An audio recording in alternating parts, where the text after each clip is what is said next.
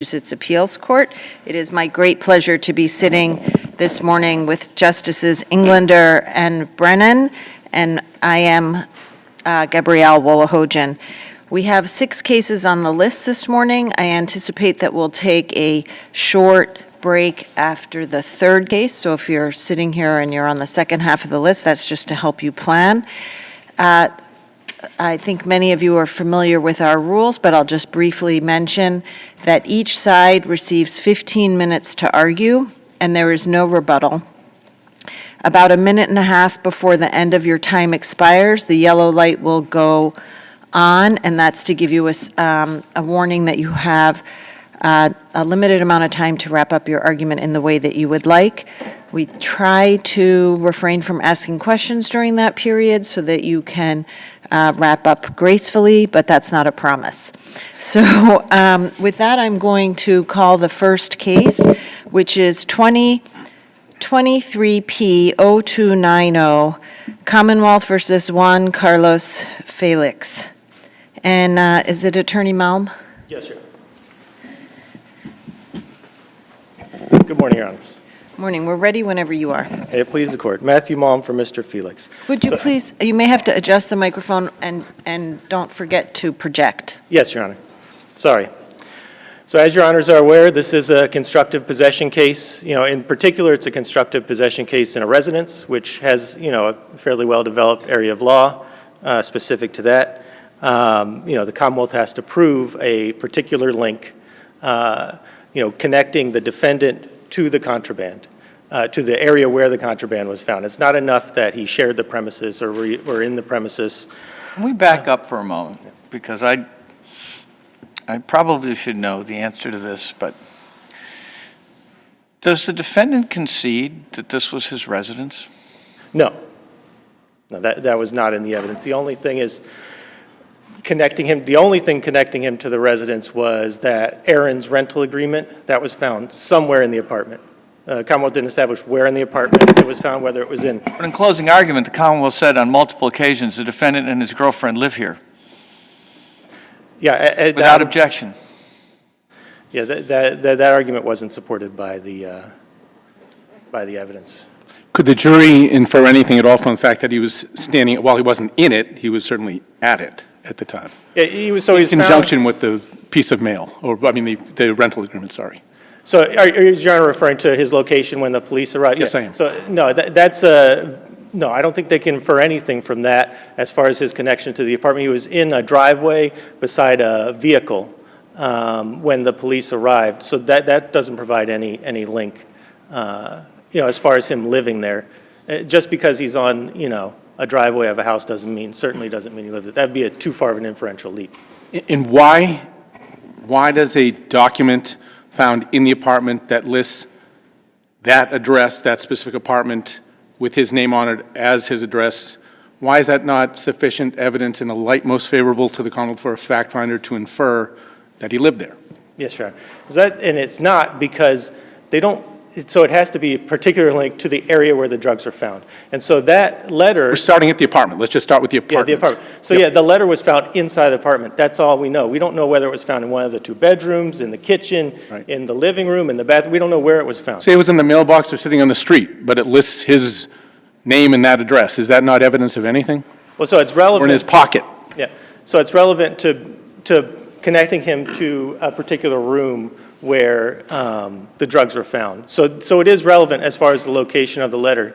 No, I'm saying to Justice Englander's question, though, as to his residence at that apartment, leaving aside for the moment the particular rooms, 3 or 4 rooms within it, your client's residence at that apartment, why isn't a paper found in the apartment with his name, it appears to be a rental agreement with that address, not enough? So I would point Your Honors to Commonwealth v. Berea. That case controls. So in that case, a letter was found. Well, first of all, in that case, the defendant was actually in the apartment when they entered the building. She admitted, I live here. This is my residence. A letter with a welfare application with her name and address was found in a living room closet. Drugs were found in a VCR in the living room. Right. Drug distribution supplies were found in the kitchen. And the Commonwealth found that that was, or I'm sorry, the court, the Supreme Judicial Court found that that was not sufficient to establish a particular link with the drugs. Respectfully, and bear with me, I'm just trying to walk it out one step at a time, because residence was not a question there. It appears to be a question here, so could you just address the question as to whether or why the evidence in the light most favorable to the Commonwealth in this case doesn't at least establish that he lived there? Not necessarily in that room, not necessarily in one of the other rooms, but at that apartment, more broadly. Well, so I think, well, I would just state that even if they could establish residence, even assuming residence was established, it's not enough. Citing Berea, I think it's all in all fours with Berea in that respect. There are multiple, so I mean, each case has to be taken on its facts, right? Yes, sir. And there were multiple people present in the residence in Borea, or Borea, I don't know how you pronounce it, right? Yes, sir. And it was more than two, right? And there were multiple bedrooms. Here we have one bedroom that's occupied, correct? So we have 2 bedrooms, and there is testimony from the detective that one appeared to be used, one appeared to be a spare bedroom. The issue with that has pretty limited relevance here because we don't know which bedroom the drugs were found in. There was some testimony on direct that it was found in the bureau in the used bedroom, but on cross-examination, and I cite this in the fact statement, 213 to 215 of that first day of trial, he's not sure which, he ends up saying, oh, I'm not sure which room the bureau is in. So we don't even know. That was the second detective, right? That was the second detective. That was Detective Hurley, I The believe. first detective, though, let me ask you this, let me put it a different way. Assume that that's the case, that based on the 4-year lapse between the arrest and the trial, memories have faded or people don't quite remember the exact off the top of their head location, and there's some equivocation. Again, don't we, if we're looking at it in the light most favorable to the Commonwealth, don't we need, for the purpose of that analysis, to accept, or can we not accept that there was testimony that it was found in the occupied bedroom, even if there's some contrary testimony along the way? Well, no, my view, and I believe it's the view that the court should take of that cross-examination, is that he walked back. He said, oh, I'm not sure. So he corrects that testimony. It's not that it was contradictory testimony. Well, it is contradictory, but he walks back his earlier testimony. So I believe the evidence is that. It has to be pretty clear in order for us to not indulge the inference with respect to testimony on direct. It's clear. I mean, I don't think I've ever run into this situation before, but you're saying, yes, maybe he testified on direct that it was in the bedroom that was occupied, but you should disregard that testimony when doing a Lattimore test because he walked it back. Would have to be pretty darn clear, wouldn't it? And it is clear, Your Honor. Okay. Yeah. Take a look. May I ask you a question about the record? I take it that this, I know it's called a lease, but it's not a lease for the premises. No, Your Honor. It's, the document we're talking about, is that, it's page 20 in the record appendix? Yep. So as I see it, that is a lease, a 1-month lease for a tablet. Yes. And it's dated July 3rd, 2018, is that correct? I believe that is the date, Your And Honor. what date was the search? Off the top of my head, Your Honor. I think it was maybe September 20th, 2018? Yes, Your Honor. I So believe more than 2 months later? Yes. So I'd like to know in the cases where constructive possession has been based on a document that has someone's address, if you can tell me what types of documents those were. I think remember some are utility bills. Can you give me some help on that? Yes, Your Honor. So, yeah, I think kind of the typical documents are an actual lease for the apartment, which. Sure, this is not a lease, That but is not a I lease don't for think the they've apartment. always been a lease. Yep. And so, this is distinctive from a lot of the typical But documentation. what about, do we have other ones that don't involve leases of the premises? I think we do, right? We have just mail, but there are things like benefits. Yeah. I Yeah. remember a case involving like Social Security benefits or disability benefits or utilities. I'm wondering if you can You don't know off the top of your head? Well, Commonwealth of Berea, so that was a welfare application. So yeah, that wasn't like a utility bill or an actual lease for the apartment where it's more of a stronger link to, the person living there. It's just, Those were welfare benefits?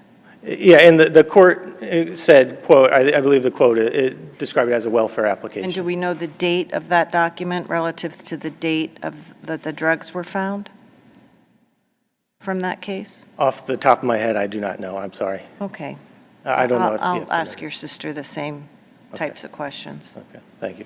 Yeah, so, Your Honor, I think that is, an important point, that this was it's a Aaron's rental agreement for a tablet, for a Samsung Galaxy tablet. It's the fact that he, used that address for, to procure a rental, of a device, that's fairly weak evidence of, that that's his actual residence where he lives. Can we read, or could the jurors read anything into the fact that it was still there 2 months later? Is that do you see it as a positive or a negative or a neutral for your client?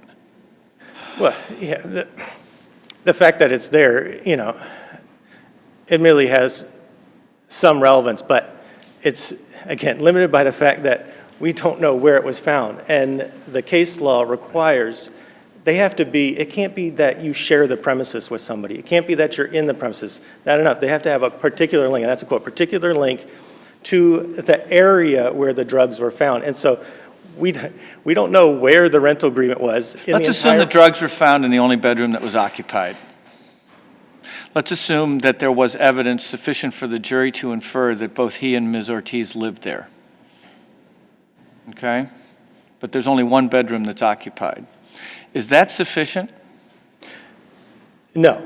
And we don't know because to infer that he knew that the drugs were there in his bedroom?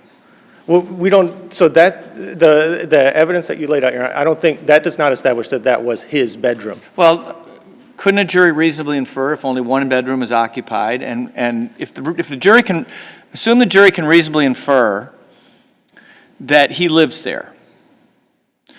Assume that only one bedroom is occupied. That's the evidence. Can't the jury reasonably infer that he lives in that bedroom? No, because he could be living on the couch in the living room. That's not uncommon for someone to do. There's no evidence that, they were in a romantic relationship or, that they shared the bedroom. The warrant affidavit is not in the record, correct? That is not. Wouldn't have been admitted at trial, but it's not in the record anywhere? That's my recollection of the record, Your Honor. And I would, with regard to the warrant, so it was admitted for a very limited purpose. That was just to establish why the police were there. And the court gives an instruction to the jury about that. They said they cannot use the warrant, or that he was named in the warrant, as any evidence. Yeah, I'm more interested in the warrant affidavit, because it seems to me the Commonwealth knew a whole lot more than they put in evidence. That's why I'm asking the question. Okay. I understand your answer. Was there evidence at trial that this particular Galaxy tablet was located in the premises? No. My recollection of the record is that is no. They did not find anything like that. Can I see, you argue joint venture, we call it joint venture, aiding and abetting now. Yeah. It doesn't seem to me that the Commonwealth theory was aiding and abetting or joint venture at trial. They don't argue it in the brief, as best I can tell. No. You just threw that in as a sort of a just in case? They asked for the instruction on that, so I felt like I needed to address it. I think, as you can tell from my argument, there's nothing there. It is a constructive possession case. Yeah. Plain and simple, right? Yeah. Okay. Was there any evidence as to whether any other part of the premises appeared to be occupied as a sleeping area? There wasn't, right? That's a spare bedroom. So it was a kitchen, a spare bedroom. Was there a living area? There was, yeah, a living room, yes. Mm-hmm. Living room, kitchen, 2 bedrooms, and a bathroom. All right. Thank you. Last question I have is, do you see any distinction whatsoever in terms of our assessment of constructive possession between Boria, where it's, call it hidden in the VCR, as opposed to in the drawer, unlocked drawer of a bureau or a desk? No, I think it should be considered hidden in both instances, and that's, and one of the reasons for that is that, again, we don't know which room it was located in. So I guess my question is, if it was in the same bedroom, and it's either stuck in the VCR, tucked into the little slot of the VCR, versus in a bureau or desk drawer, no difference? Still hidden because they haven't established, even if we established that it was in the bedroom that appeared used, Right. They haven't connected him to that bedroom sufficiently. No, I'm just asking, assume for the Would moment be he's hidden to connected him. to the bedroom, the drugs are in the bedroom, and in one scenario, they're in a desk drawer, in the other scenario, they're stuck in a VCR, kind of tucked into the little slot where you wouldn't normally put an item such as that, as opposed to putting it in a drawer. Any difference or any significance there? No, and where they can't connect the person to that used bedroom, then no. And so it's hidden for both purposes, out of view. Yeah. All right, I don't, thank you very much. Thank you, Ernest. Attorney Herron? Good morning. May it please the court, Donna Marie Herron on behalf of the Commonwealth. While recognizing this is an extremely close case, it is the Commonwealth's position that there was sufficient evidence. The Can I- facts are what they are. I understand. Yeah, can I ask you a couple yes. questions, though, because I just want to make sure I understand the factual record Sure. correctly? So it's only this one document Correct. that is the Commonwealth's evidence of residence or connection to that apartment, is that correct? Yes. All right, and so it is dated over 2 months before the date of the search, am I correct about that? Yes, Your Honor. And it's just for a tablet, Yes. right? Okay, and the tablet, there's no evidence that the tablet was there when they. Very limited evidence in this case, Okay. Your Honor. All right, so what's the theory that the evidence, the Commonwealth's theory that the evidence was sufficient to establish that on that day when the drugs were found, this defendant resided at that apartment? I would suggest the evidence the Commonwealth argued was that he was found right outside the apartment when the warrant was executed, although probably shouldn't have made it in. The officer testified that they had a search warrant for this particular residence, and this defendant was named in that search warrant. There were 3 people, right, there were 3 people named. I don't know who the third person is. Yes, the third person, I think, they. So is the theory that all 3 lived there? I don't know. I mean, it's a theory is not evidence, so maybe Yes. we can just stick to the evidence. So the evidence That there that was- he lived there is this document. Yes. Which, to answer your questions, the cases the Commonwealth found were bills and like cable and telephone bills. That's a Riviera case, but no date on them. Right, which were for the place the bill was Yes, for. bill, yes. This is, I mean, we I can recognize appreciate- this is different. This, it's like just if this were a store receipt, that he had bought the tablet outright, Yes. That wouldn't be, I wouldn't. it wouldn't be that- enough, no. right? So I guess the question is, because it's a lease? Least, which he would have to tell them what's your residence, and he would have to have said, my residence is the name, I'm blinking on the residence So right now. what do you think is the closest case on the facts for the Commonwealth? This is a very tough case for the Commonwealth, I recognize that, Your Honor. Commonwealth v. Riviera, 31 Mass. Ave. 554, but I think, I appreciate you could probably distinguish between that and Which ours. case? Commonwealth v. Riviera, 31 Mass. Ave. Court 554, it's a 1991 case, and the drugs were found in a closet, and they found the defendant's personal belongings in proximity to the drugs was enough to support constructive possession. I get that the documents there are different than the documents here. Again, in the light most favorable Commonwealth, in an extremely close case with the facts we have, I appreciate this court's concern, but we would suggest that with the defendant being seized outside, being named in the search warrant, and the fact that he started to run when the police A arrived. search warrant. Boy, I really wish that we'd had the evidence that was in the warrant affidavit that indicates that they should be able to search that home and that person but none of it was put in by the Commonwealth, right? Nope, it was not, Your Honor. I mean, I presume that's maybe informant information, but I would assume it was controlled by, I don't know, we don't have. But we it. don't know, But 'cause the it wasn't typical in. search warrant, Can I I ask would you- assume that's why it's not in. can I ask you, you put in flight.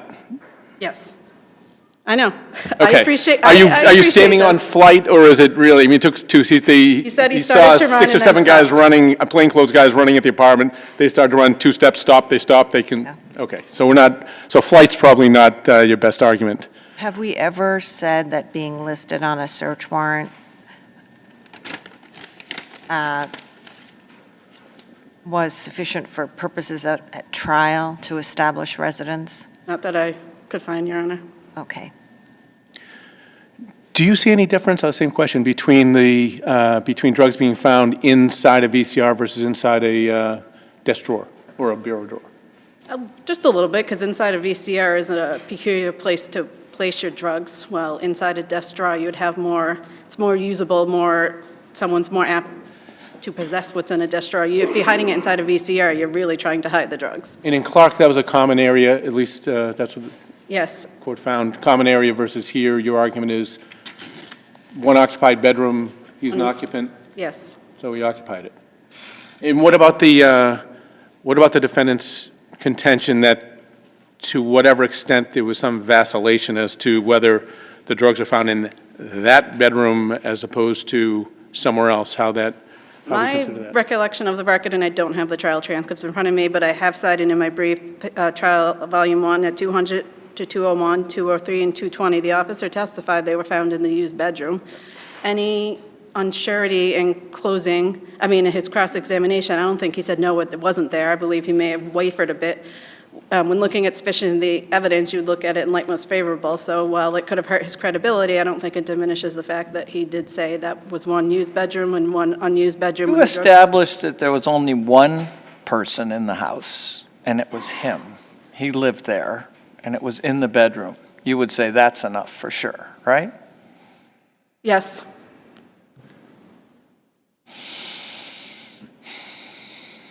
Okay.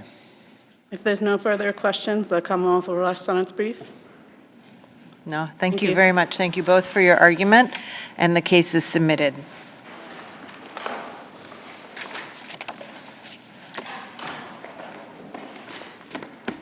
The next case is Commonwealth versus James COTY, number 2022P1095.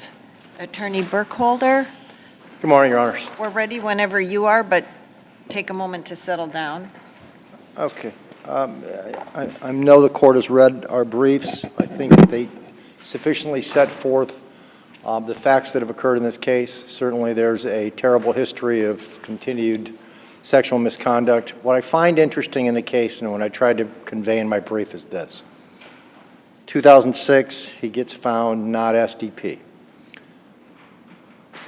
Then he goes out and he commits 2 offenses. And he comes back into, and prior to 2006, he had not engaged in any treatment, and he was a younger man. He comes back into treatment, quote unquote, from Dr. Kriegman, he's scared straight. He gets involved in treatment.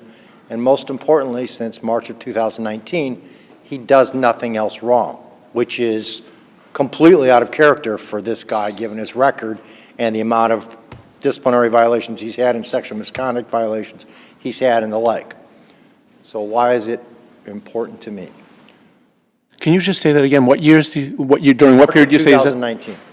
From when until? From, well, after March of 2019, he gets involved in only one D report, I stand corrected, and that was for, he says, defense of assault and battery, but no sexual connotations.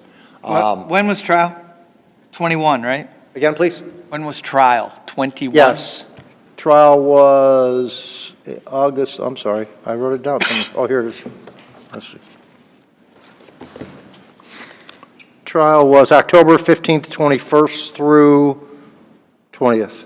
Yeah, in 2021. That's correct. And the petition, though, was filed in January of 2020. I think January 3rd. Good thing I brought my brief. I think so, January 3rd, 2020. January 3rd, 20. Yeah. In Berkshire. So you would say he was offense-free from 2019. Any particular date in 2019? March of 2019, I don't know if I have the exact date. Okay, so the I might. petition was filed, like half a year later. So is it the passage of time that you're relying on? Well, yes, but let me preface by saying this much. Because this was a COVID-related case, it sat for a while. And because it's COVID-related, he's isolated, right? Again, please? He's isolated? I mean, during COVID, Well, they didn't he have was the ability placed to in a, interact, and certainly he plus was he's in a placed place in where a he's... temporary setting, which on state Was he- side is right. different than, yeah. He's locked down, what, 22 a day? 22 hours a day? I don't know the numbers, but you're probably right. Most importantly, the setting is different. It's not dormitory. It's more cell, 2 people and the like. By the time the case comes to trial and the reports are updated, it's now been about 2 years rather than 6 months. Is that a lot of time? No, it isn't. But it is some time. And when you're talking about progression from age 65 to 67, I think Dr. Kriegman hits it on the nail, and I think Dr. Peretti agrees with it, and that's this. Under Static 99, as this court well knows, there's a cap at age for the credit of 3 points at age 60. And Dr. Peretti even admits that that's the maximum protective factor. So I could be standing here, and I think I've made that argument to one, if not one of the members of this panel, more than one, which says, well, what happens when you're 75? Yeah, Are you still going to tell me that? And it's an understandable argument, okay? Here's the problem with that. I think the way the system is set up, they depend on the qualified examiners to examine the SDP, the accused SDP, and decide whether, those extra years make a difference, right? I mean, you're saying, look, at some point you're saying he's not going to be a risk anymore. That's your, right? But isn't the system set up for the QEs to evaluate that? And these QEs evaluated that, and they said he's still SDP. Yes, but, and here's the but. I think there's two different means in which they're evaluated. Excuse me. First of all, they have to look and determine whether or not he has a mental abnormality. Let's take apart the antisocial personality disorder, and let's put that aside, not talk about it for a moment. Let's talk about the mental abnormality. To have a paraphilic disorder, you have to have 2 things. You have to have the interest, and then you have to have action upon the interest. And what Kriegman is saying, and you'll read the reports, says, although admittedly he's had that interest going forward since 2019, he's not acted upon it. So there's been no consequences of it. Hence, there's no disorder. I want to make sure that I understand the legal framework in which we are to assess your argument. Okay. I took it from your brief that you were raising an argument regarding the sufficiency of the evidence. Basically, yes, I argue Yes. in 2 different capacities. Okay, I argue so it first, if directed verdict, and then, Okay, so basically, you're arguing there was insufficient evidence upon which to find that this person had a mental abnormality or personality disorder, correct? Correct. And in assessing that argument, we take the evidence in what light? in the best light for the Commonwealth. without Okay, any so it question. doesn't really matter what the defendant's expert said when we're in that framework. We just take the evidence that's in the light most favorable to the Commonwealth, correct? Certainly, but. Okay, so it helps, at least for me, because ultimately when we go to decide this case, we have to stay within the legal framework that we're given. So it would help me if you could stay within that framework when you're making your argument. So within that framework, why was the evidence insufficient on the record we have here? Because I think the experts did not properly consider the existence of action upon his paraphilia that constitute a perfect disorder. And I think that's what came out through cross-examination, and I can probably try to find it if you wish, but the point is that counsel was trying to point out, listen, So you're saying they don't you need couldn't, both of these to get to a mental abnormality? And they admit that. So you're saying, I take it, that the jury could not accept the Commonwealth's witnesses' expert testimony? No, I think that if they properly look at what the expert's testimony was in its entirety, whereby they admit that, yes, there has to be both an action upon that interest, I think if they look at it in its entirety, and the judge looks at it and says, if they do look at it in that capacity, and they take age out, and they don't just consider it under static 99, I don't think there's enough. Look, it happened in Sousa, and it happened in this guy before. Sorry, counsel? Yes, I'm sorry. Did both qualified experts testify at trial? They did. Both of them gave the opinion that he had an existing mental abnormality. They did. Both of them gave the opinion that he also had personality disorder. They did. Okay. So to follow up on what Judge Wolohojian is saying, I think you have to be arguing, in essence, that testimony should have been excluded in order to win an insufficiency of the evidence argument, don't you? Or that the evidence, their opinion was somehow legally deficient and couldn't be relied upon? I understand the conclusion. I mean, that was the conclusion that happened, and I think it maybe it was Page, whereby there was no expert that actually came forward and said, and it's pointed out by my sister in her brief, that there was no expert that actually came forward and said sexually dangerous, and as a result, under Johnstone, it had to be reversed, and it did. And that occurred. It's going to sound like I'm sidestepping, but I don't think I am. If you read through the balance of my brief, I don't think I just stick to directed verdict, nor does I think my sister view it as such, because she argues whether or not it was beyond a reasonable doubt. And I think I do too as well. Right, you're arguing that the evidence was insufficient. Yes, both as at a directed verdict. It doesn't matter which posture, because if it all reduces to the same standard of review for us. Well, but I think it does make a difference in the essence that if you're just looking at the two QEs and you have to take those in the most favorable light, then I understand there's a much stronger argument. Was there even a Daubert motion on the two QEs? Not to my knowledge. I brought that along, and no. There was restrictions with regards to testimony concerning prior experts' opinions, and there was exclusions with regard to treatment, but I don't believe there was a Daubert motion. I brought it along just to glance at it. When you say you argue beyond reasonable doubt, just so we're clear, and I think Justice Wolohojian alluded to it, the standard is whether any rational juror, taking the evidence in the light most favorable to the Commonwealth, could find the elements beyond a reasonable doubt, right? Certainly. So, I mean, the beyond reasonable doubt is the tag, certainly an important part, but we can't ignore the first part. And then the second question I have is, and I'm circling back, part of, or it seems to me your argument is that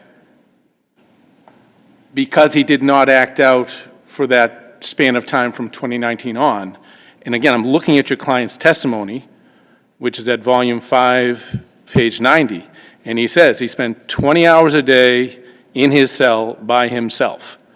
And then when he goes to the shower, he is individual, one person, by himself. So why could any juror not, or fact finder not, assess that and say, well, okay, the fact they didn't act on any impulses really doesn't have a lot of meaning if he's in a room by himself? May I ask a question? No, you don't. You can answer mine. You know where I'm going. You can answer my question. Because if you're going to be in the same capacity, in the same setting, and you're going to be locked down for 20 to 22 hours, and you're limited in your and there's only 2 people in the cell, and there's no opportunity to observe others and, disrobed or otherwise, then where am I going to get there? And I think that's where really my argument in the whole case goes, which is this. At what point is the lack of participation in and of itself in treatment?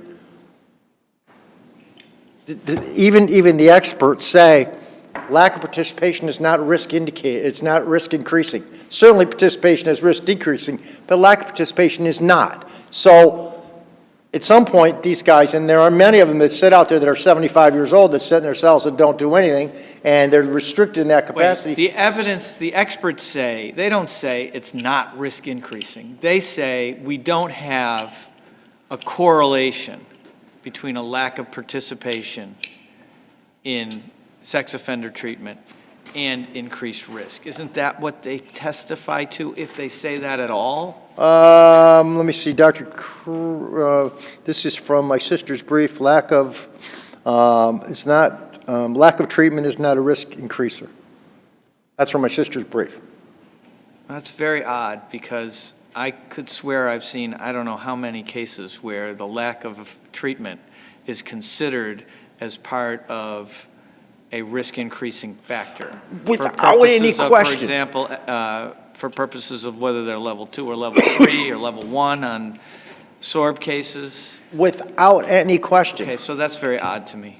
Without any question, and there's even a case named Wyatt, which maybe one of you sat on that panel, I don't remember who the judges were. The whole argument was whether or not what treatment consisted of out there and the like. And that's what the litany of cases from Page and Hill and the like all looked to determine, and Sousa subsequently and Lesage after that is, at what point does lack of treatment mean anything? When did he go into lockdown? When COVID hit in 2020? Yeah, well, he went into lockdown when he was transferred in 2019, probably very close to the same time. When he Well, no, there's a when he year became a between detainee. March of 19 and COVID. There's a year, and I was wondering whether he wasn't in lockdown for a year, but he Well, was. I can tell you exactly, because it's the date he became, probable cause was determined. And probable cause was determined on, let's see, probable cause was determined on March 30th, 2020. Oh, 2020. Yep. That's what it says. Okay, all right. So there was a year when he wasn't in lockdown, when he has nothing on his record. Okay. Which for this guy, he's been in custody. He's not only just been at MTC. This is not, I'm not sure this is saying what you think it is, sir. Yeah. The fact that he got 1 year, I'm not sure that's as good as you think it might be. Well, it's better than nothing. I'll agree with You're that. sitting in my shoes. If the court has nothing further, I stand on my brief. Let me see.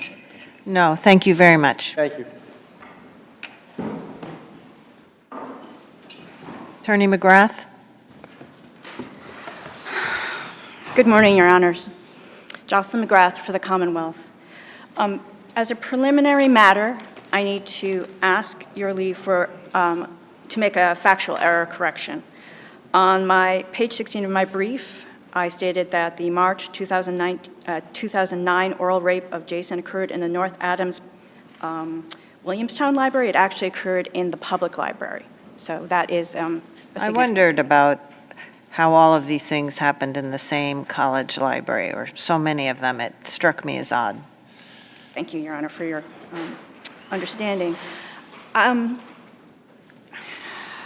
you pointed out, my brother has made a sufficiency argument, and our Commonwealth's position is there's overwhelming evidence on the standard that Mr. COTY continued to be a sexually dangerous person. This creates a kind of cognitive dissonance, in my opinion.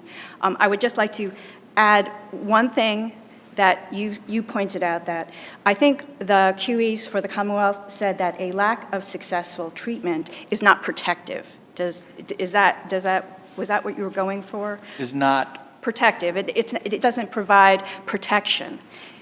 So I don't understand what that means. in terms of risk, if the lack of successful treatment would provide a risk protection, but the lack of successful treatment, it's That's consistent with the notion that a lack of treatment is a risk-increasing factor.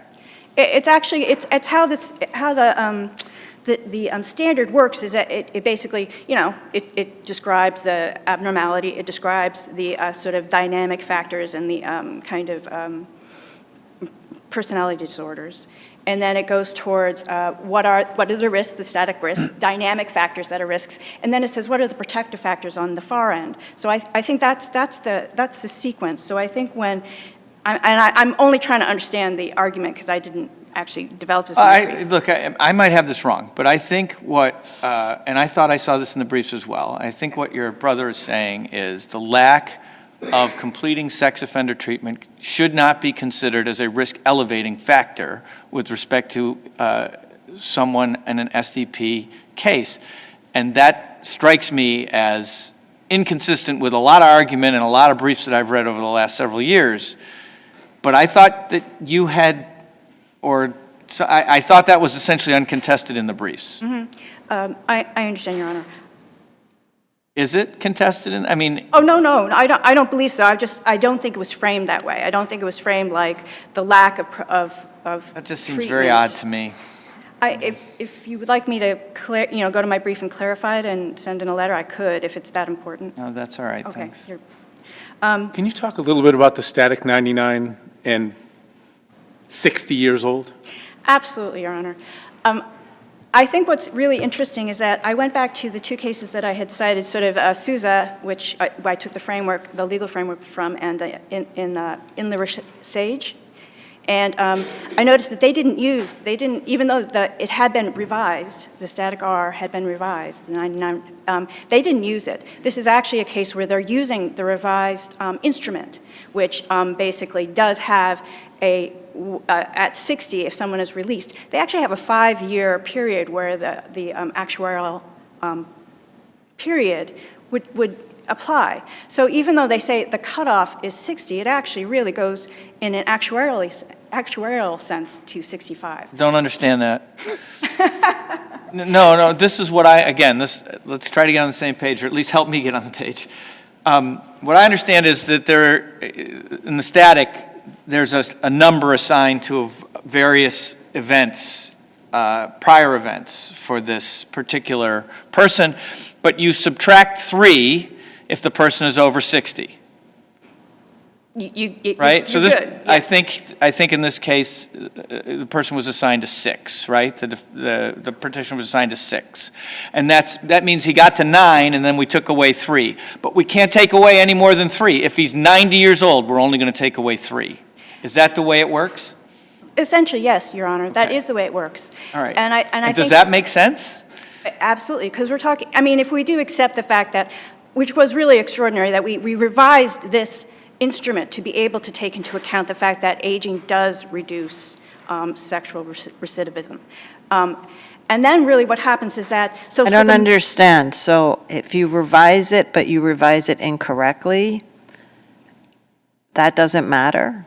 Oh, Your Honor, it wasn't revised incorrectly. Okay, well, that's the question that I think it's really the heart of the question here, which is there's just a reduction at risk at the magic age of 60, and that that risk never decreases further regardless of how much longer the person lives?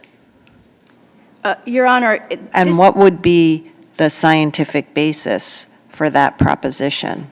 the scientific basis is that this is, it's a baseline, and it needs to be considered in concert with the dynamic factors. It is But it not also needs to be rational. It's not rational to me if the person is 85 to say the reduction is the same as if the person is 60. Now, that's Judge Wolohojian's question. My rationality may be wrong, so she says, what's the scientific basis for no further reduction as the person ages? I think you're framing it no scientific basis, but there's a huge scientific basis for the instrument as it exists. And what I find really remarkable is they took into consideration the huge data, the research, and they revised this instrument to be able to account for the fact that at a certain point, and they chose a point, 60, and then the window goes 60 to 65. Did they consider and reject the notion that risk doesn't further decrease after age 60? Absolutely not, but at that point. Okay, so then, and where would we find that information? Where would we find what information they considered to reach the conclusion that only a reduction at the age of 60 is appropriate? And that no further reduction, regardless of how old the person becomes, is called for? They wouldn't have put it that way. They would only say this is a baseline. With the dynamic factors and the protective factors, you could go actually underneath the baseline. You could actually have a person who, on the actuarial model, the statistical model, is a 6. but through the dynamic factors actually presents less risk. So you're saying the further aging would become a dynamic factor? Absolutely. Where in the process? It would actually be something that we would have to, that the experts would have to opine on. And my understanding is because there isn't a huge body of research done, because that population is actually smaller.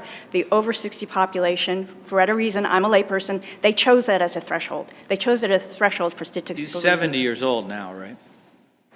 And for him, his dynamic factors are so strong. They're so extraordinarily strong, and they were on display in front of the judge and jury, that his distorted thinking in terms of Jason actually, he tried to relitigate the last oral rape, basically in front of the judge and jury. He tried to say that, he said he was 17. It was consensual. I asked him, how am I going to know if people want to have sex with me if I don't ask? These are the distortions that actually the QEs pointed out. This is what makes him still a sexually dangerous person, is his actual perception, his lack of insight to how He still may be a sexually dangerous person, and at the same time, the theory as to how the government is handling the reduction in risk associated with age may also be incorrect. Those two things can simultaneously be true. I agree with you, Your Honor. Okay, so what we're trying to get at is the latter, not all the other evidence, but just to make sure that the increase in age is accounted for appropriately. I agree. Some basis for, I mean, it needs to be tied to whatever scientific basis there is for this entire system. So part of why age would reduce a person's proclivity would be, some of it has to do with health conditions. So what the experts, all the experts say, is that they're too closely correlated to be able to separate them out, but because the statistical model now incorporates age, it sort of incorporates specific health conditions. But I would say that health conditions would be a factor that could be separated out with age. Understanding that it's not an issue in this case, do you know when the last time the static 99R was tested through a Daubert-Lanigan hearing? I do not, Your Honor. Has it ever been? I'm Challenged? not aware. That's an interesting question. I don't know. My memory is reading something that it was, and I think that's why we got 99R, because we had a problem with 99. That's my memory, but I could be wrong. You know, the sort of, for the benefit of sort of your thinking, here's a thought. The argument that comes from the notion that you only reduce at age 60 is that this person's static is going to remain consistent through his death. And this person, of course, is not sentenced pursuant to any criminal law. This person is there because they're determined to be civilly committed. And there has to be a good reason to keep people in jail forever. So that's why I think we ask these questions.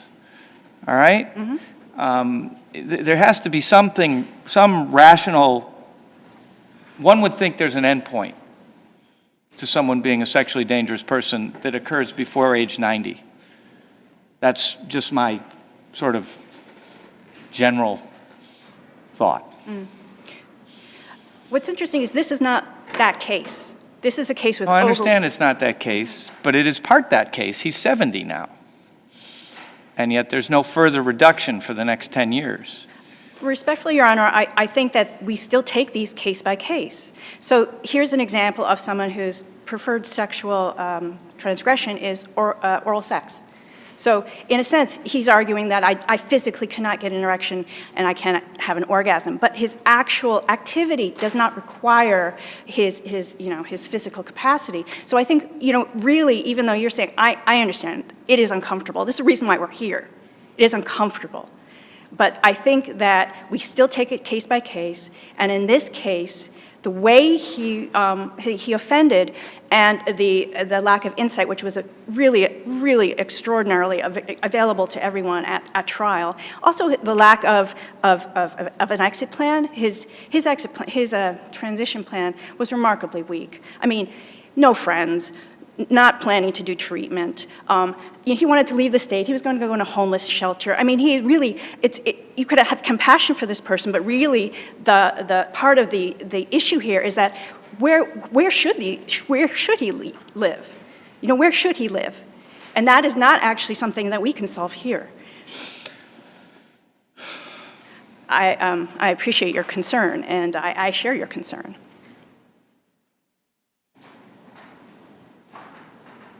Do you have any more questions? I don't see any further questions. I think we understand your argument.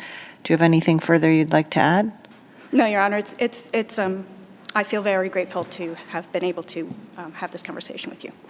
All right. Well, thank you both. It's an interesting case, and we've been benefited by your briefs and your arguments, and the case is submitted. Thank you.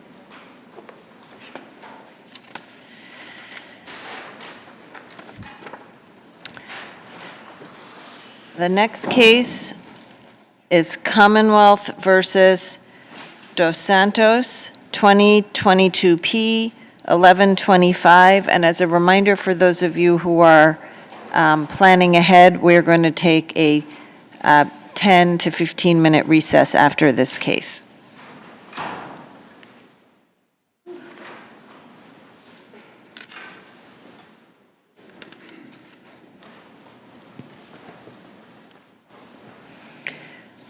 Is it Attorney Sullivan Puccini? Yes.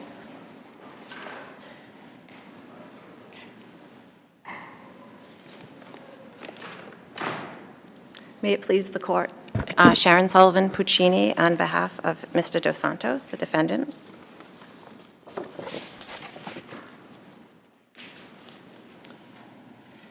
This case involves an incident between Brockton police officers and Mr. DOSSANTOS that occurred during a child exchange between Mr. DOSSANTOS and his wife at the time, who they were separated, to pick up their children. One of the children, the baby had been sick, had been at Children's Hospital overnight, and Mr. DOSSANTOS was following the doctor's orders and didn't want the child to be in the cold, so did not turn the child over to his ex-wife. What ended up happening was Mrs. DOSSANTOS comes back with a police officer, Officer Ford. This case basically comes down to the credibility of the police officers and Mr. DOSSANTOS and his mother, which was he testified on his own behalf, and his mother also testified. Basically, the jury had to decide which version to believe. And in this case, the charges were actually against the officers. So we had 2 counts of assault and battery against a police officer, resisting arrest, assault and battery with a dangerous weapon. So the way I've argued my brief is that all 3 issues, the cumulative effect of the errors by the prosecutor for the first 2 led to a substantial risk of a miscarriage of justice. So for the first issue, when the defendant is testifying on cross-examination, some of the questions, and I've articulated them in my brief, on cross, sought to have the defendant assess the credibility of the other officers. So I'd like to ask you about that. Sure. Because when I went to look at the portions where you were citing in the transcript, it didn't look to me as though those questions were designed to elicit views about the officer's testimony, but actually were targeting, let's just call it, implausibilities in the defendant's version of events. So I'd like you to point to me to the specific questions you're asking. So the first one is when he asks, I'll just give you the little background before he makes the Which question. volume are you in? This would be 2. So, yeah, volume 2. Which Page page of volume 36, 2? 235. 35? 235. So specifically when he's asking him about what he was saying to his wife, and the defendant, now the defendant's explaining what happened, and then the ADA It's helpful says- to look at the actual testimony and the actual question. Yep, so, all right, so I'm going to read the question. Isn't it true you said, F you, this is America, I ain't doing nothing? Isn't that true? Isn't that more accurate? That's line 19, right? Yeah. Okay, yeah. Yeah, I don't have my, Which one? yeah. Okay. So that is, he's basically saying what Officer Ford said and saying, that's what you said, Why is that impermissible? because, Do you have a case?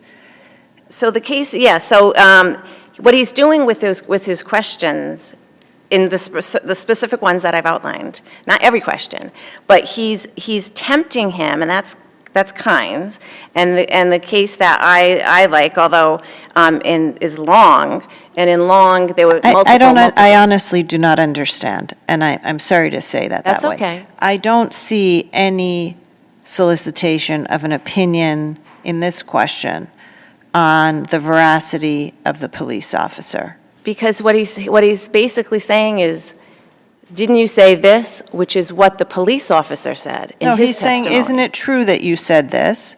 And then he said, no. And then he said, that's no, it. that's not true, that's not true. So basically, Yes. he's saying, what the officer said He's- is not true. He's not lying. asking him to opine on what the officer said.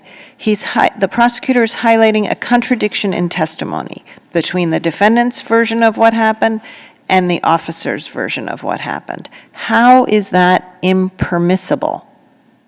Because the way he's doing it is argumentative, and Long talks about that. Not Specific. argumentative. Didn't this happen? The question is not argumentative. How else are you going to highlight a dispute in the testimony? The officer testifies, this is what happened. Then the defendant testifies, this is what happened. When the defendant testifies, he doesn't say the same thing the officer does. So now on cross-examination, how else are you going to highlight the fact that you're saying something different than what the officer did? And isn't that exactly what cross-examination is for? But he's not asking him to explain. He does. It's not his job, he's cross-examining. But that is what the cases say. Let me ask The you a cases question. say they have to be given the opportunity to explain. They can't just, If defense counsel had asked the defendant on direct examination, did you say, F you, this is America, I ain't doing nothing? Wouldn't that have been a permissible question? if his own attorney had asked. Had said, did you say, F you, this is America, I ain't But it's- doing nothing? Please answer my question. Yeah, I think so. I That think would have been might a permissible okay. question. So the fact that the prosecutor on cross-examination is saying, isn't it true you said, you think that's impermissible cross-examination? Yes. All right, what is your best case for that? I would say Long and Ward. Long and Ward? Yes, Long, I think in my brief, it's Long citing Ward, because they have to, as long as they're not asking them to assess the credibility. And I see it as he's basically asking him, he's tempting him to say, is what Kynes says, when he gives him that, this is what the police officer said, he's lying. He doesn't say that. Now, granted, I'm going to say to you, yes, these cases, usually the officer's saying, usually the prosecutor's saying something like, so you're saying Officer Ford's lying. We don't have that. That's a big distinction. So It let me give you a is. simple example. The police officer says, I saw the defendant drive through a red light. And then the defendant takes a stand and the prosecutor says, are you saying it was a green light? That's impermissible? When it's, Just on those facts. So the officer had already testified, I saw him drive through a red light. And then your client takes a stand, and the prosecutor says, are you telling this jury that you drove through a green light? Is that permissible? that would be different, because Isn't it true that you drove through a red light? No. What's the difference? The difference is he's using the words specifically of what the defendant said by using the words of what the officer said. And it's what it's different, and I want to answer your question, Justice Hogan. what's different from being the defendant versus the prosecutor, because the prosecution, and that's what these cases are talking about. It's the prosecution. It's coming from the government. These officers have prestige. And the difference between the charges that he has, these are against the officers. These charges are against the officers. So it's not just it's my word against yours. That usually and doesn't his- bear on the on whether a particular form of questioning is proper. But when it's the credibility that the jury's to decide, that's up to them. All right, let's assume that we were to conclude that these questions were designed to probe your client's credibility, not to ask your client to opine on the officer's credibility. So let's just assume, I'm not asking you to concede, let's just assume that that's what we were to conclude. What next in terms of your argument? I think it would be okay to probe the defendants, but not have him, the whole point is to have him. No, assess the I'm credibility. basically saying, and I'm sorry it was unclear, let's assume that we disagree with your view of the questioning. You have 3 points, right? You have another point you want to argue, or any other points you want to argue For this first argument, for the case, for the case. Closing argument. closing Yes. argument? So, closing argument, and that turns again, because we're going back to credibility, right? So this is important, having to do with assessing credibility and what the What's officer your said. best argument for what was inappropriate in the prosecutor's closing argument? Which one do you want to point us to first? Okay, so the first one was, so the first one I argue might be, the defendant's mother, so 265 of the transcript. Defendant's mother was living with them, they both kind of share the same story respectfully, doesn't make sense. I mean, you have uniformed police officers, veterans on the force, midday, full uniform. I mean, the defendant knew it was a police officer, and these people are going to risk their livelihood by punching the defendant in the nose with absolutely no provocation? So Does that what's wrong make with any that sense? argument? What's wrong with that argument? So when the prosecutor is arguing, he needs to point to specific evidence of why that's wrong. And he's saying it's implausible because police officers wouldn't do that. And the defense is self-defense. So also, it's improper because what the prosecutor is doing is he's saying that it's impermissible for defense counsel to question the credibility of the police officers, and that's Grandison. No, he doesn't say that. He's making an argument which the jury is free to accept or reject to the effect that, do you believe that knowing what you know about human nature, people who are uniformed, police officers, do you believe that they just hauled off and punched this guy in the face midday with witnesses around? And your argument, I think, is he wasn't allowed to argue that. He has to point to evidence, specific evidence. Yes, he's pointing to the fact that the time of day, what they were wearing, which, by the way, what they were wearing had to come in because it's a resisting arrest case, and so he has to show that the defendant was aware that he was dealing with a police officer, so that evidence has to come in. Those are facts. He's arguing from facts, and then he's asking the jury to draw whatever inference a jury might draw from its common understanding. But he's saying they're coming in here and risking their livelihood. Later on, in another portion, he talks about, Maybe, okay, so But again, do we not give jurors any credit whatsoever for being able? Some jurors might say, yeah, you know what? I buy it. He was so mad that he didn't even think about his livelihood, so he just hauled off and punched the guy, as the defendant claimed he did. And other jurors might say, no, why in a million years in broad daylight and in uniform would they just with no provocation punch someone? I mean, isn't that the trial dynamic? Isn't that what this is all about, to give an argument? It just seems to me that if we follow your path, we're going to have the most sterile trials with robotic jurors who don't listen to anything No, but it's okay that's for that. persuasive. Specifically, they can say that one side is lying, but they have to point to the evidence. And what he's Actually, I pointing... don't think you can say someone's lying. I think you can identify specific, well, go ahead. You Sorry to can't interrupt. say... You can't say... Justice you Brennan, I can't may say not someone's see this lying. exactly the same way. But you can't say, you can say someone's lying. I mean, I have cases in... I think what the AJ Justice, I mean, I think liar, what Justice Brennan is actually trying to get at is even assuming that the statement about the risking livelihood steps over a line, where is the prejudice? In other words, how is it in the totality of what we've got here, because it's an unpreserved Correct. error, assuming it's an error, that misstatement would warrant reversal? And I think what Justice Brennan was trying to get at was, we know from the verdict that whatever else can be said, the jurors did not come away with like a wholesale brush of tar against the officers, because they acquitted the defendant of some of the charges against Correct. of assaulting the officers. So perhaps you could address that? Sure. Because not only was he doing that, he's disparaging the self-defense argument.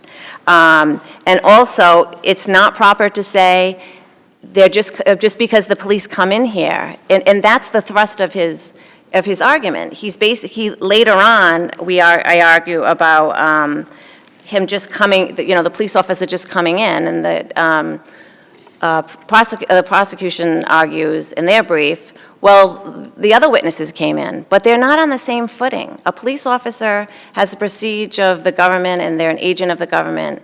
And just, the theme of his argument was, they came in, they told the truth, and you should believe them. You should believe them because they're police officers. I think that's the point of his argument, and hopefully I got across to you. Coupled with... I think we have your argument, and we'll have All to right, leave it there. and I will rest on my brief. Thank you very much. Attorney Black?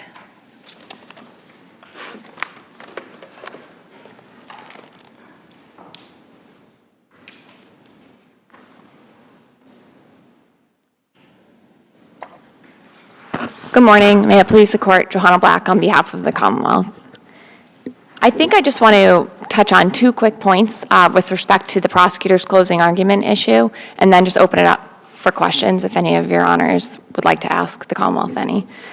So just briefly, I think the Commonwealth, it would rest with respect to the closing argument issues on its brief, but just to additionally point out how the prosecutor's closing in this case, in the defendant's case, was so unlike the prosecutor's closings in McCoy and Shelley that the defense cites in their brief. Especially I know, where but we're not usually measuring closings against an absolute floor. We're still idealistic enough to think that prosecutors should be aiming for a higher bar. the best conduct possible. Right, a higher bar. I And understand. I'm curious, because I do think that asking the jurors to assess credibility based on whether the officers, sort of like saying, would people lie if they came into court? Or, would they risk their livelihoods? It's inviting a form of speculation about motivation that I don't think is really appropriate for the prosecutor to do. Have we blessed a statement of this sort in closing argument? So the portion of when the prosecutor is referring to what is left in the evidence for the jurors to consider. No, the and he one says about the officers- livelihood. Well, you mentioned came in and testified, and I just want to say that That was Commonwealth just an doesn't. analogy. This is just, and these people are going to risk their livelihoods by punching the defendant in the nose with absolutely no provocation. The reference to, would people risk their livelihood to come in and lie in Right. court? Have we ever blessed a statement like that in closing argument? Well, I can't think of a specific case off the top of my head. However, in closing arguments, prosecutors are entitled to forcefully argue for convictions, and just like any other witness, for example, a defense expert witness who's being paid and that's in evidence, and the amount of fees are are in evidence. The prosecutor's entitled to use that as to some motive to testify a certain way. Similarly, a police officer who spent this many years on the force, that could be a motive to testify accurately. He doesn't want to jeopardize his career. Just like where the prosecutor may be arguing against a defense witness or for a Commonwealth expert witness. These are reasons why you should credit the testimony because, for example, I'm just going back to if a prosecutor is trying to challenge a defense expert witness, they can use the livelihood of that expert witness to, It's an on the flip expert side. witness.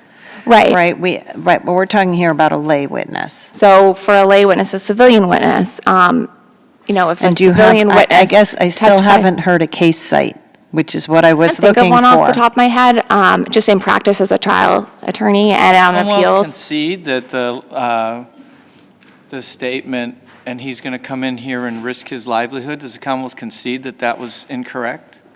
The Commonwealth concedes that if the prosecutor were to argue based on the fact that the officer came in and testified that he should be believed, that would not be a proper factor to argue for the jury to consider in terms of credibility. This However, risk it's your not. livelihood doesn't really go to the fact that he came in to testify. The risk your livelihood goes to the notion that the act was committed in broad daylight with witnesses present. That's correct. The Right? Commonwealth sees it as two separate factors, and one, the came in and testified, is not a good factor to argue for credibility, but the other factor, the fact that based on the evidence, the officer's aware that these people see him as a police officer, and he's been doing this job for this many years. Can I follow up on that, actually? Because it seems interesting, that this was tried in January of 14. I think the Eric Garner case out in Staten Island happened in July of 14. So it was before that and the whole I can't breathe and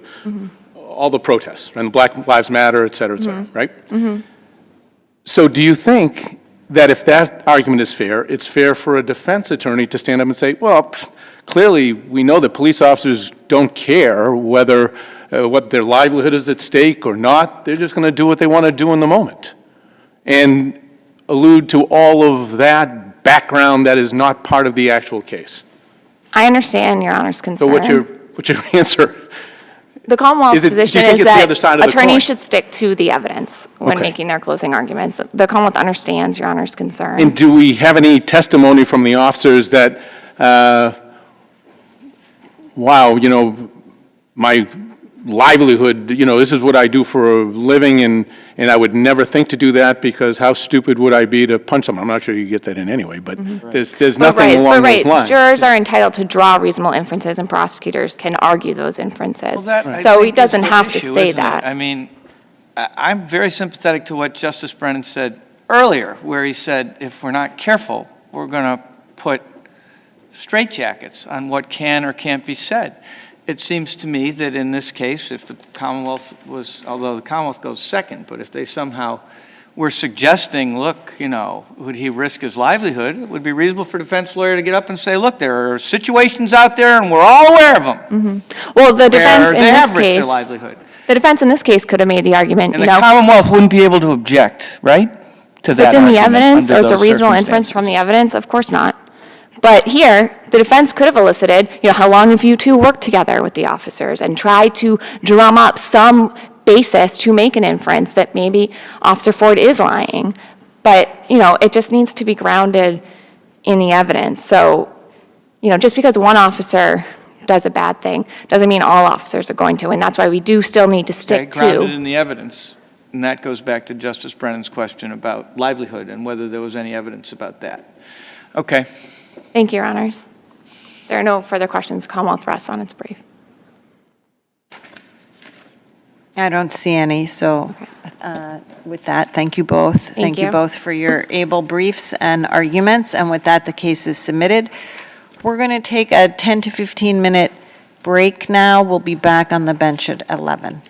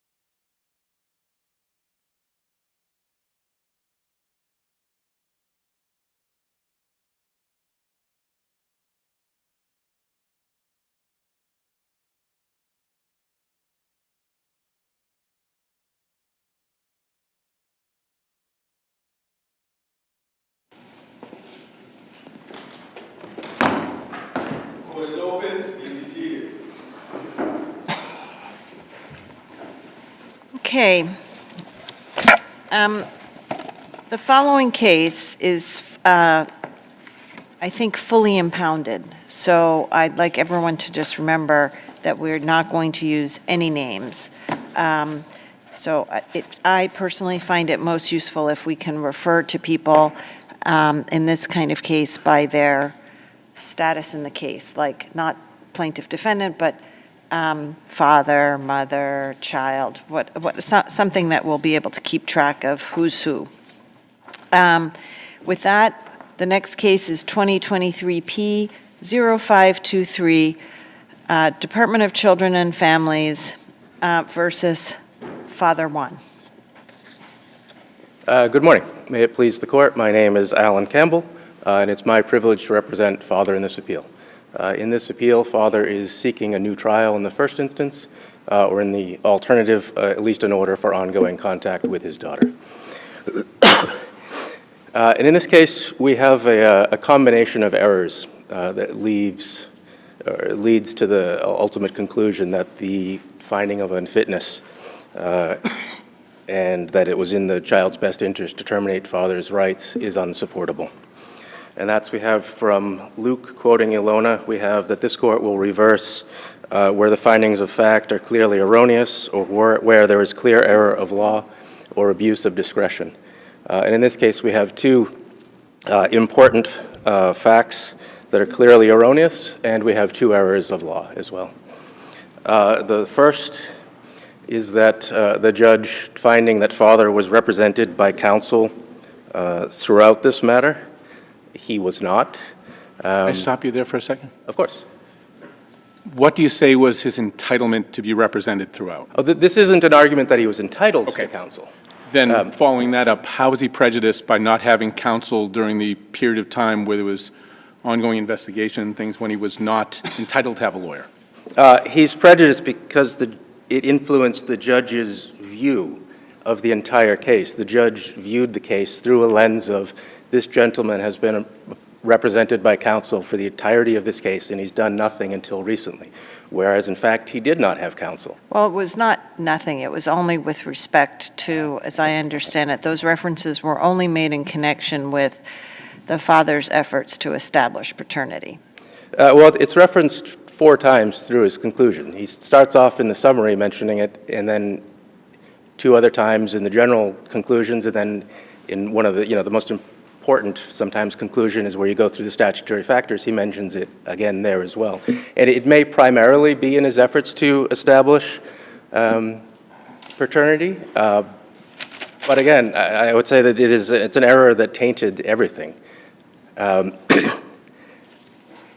Because when you go on to the next error, with that the DCF made reasonable efforts, again, DCF... I'd like to see, because I always saw it in connection with the effort to establish paternity. Can you tell me point me specifically to the place where it was not connected to that? I have the citations in front of me where it was cited. If you give me 1 minute, I can actually pull up the findings on my computer, and we could...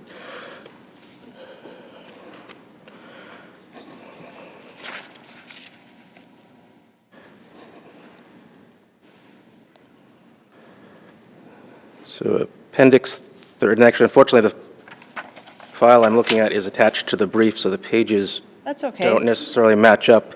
Yeah. But it's appendix 31, which is probably the first page of the findings.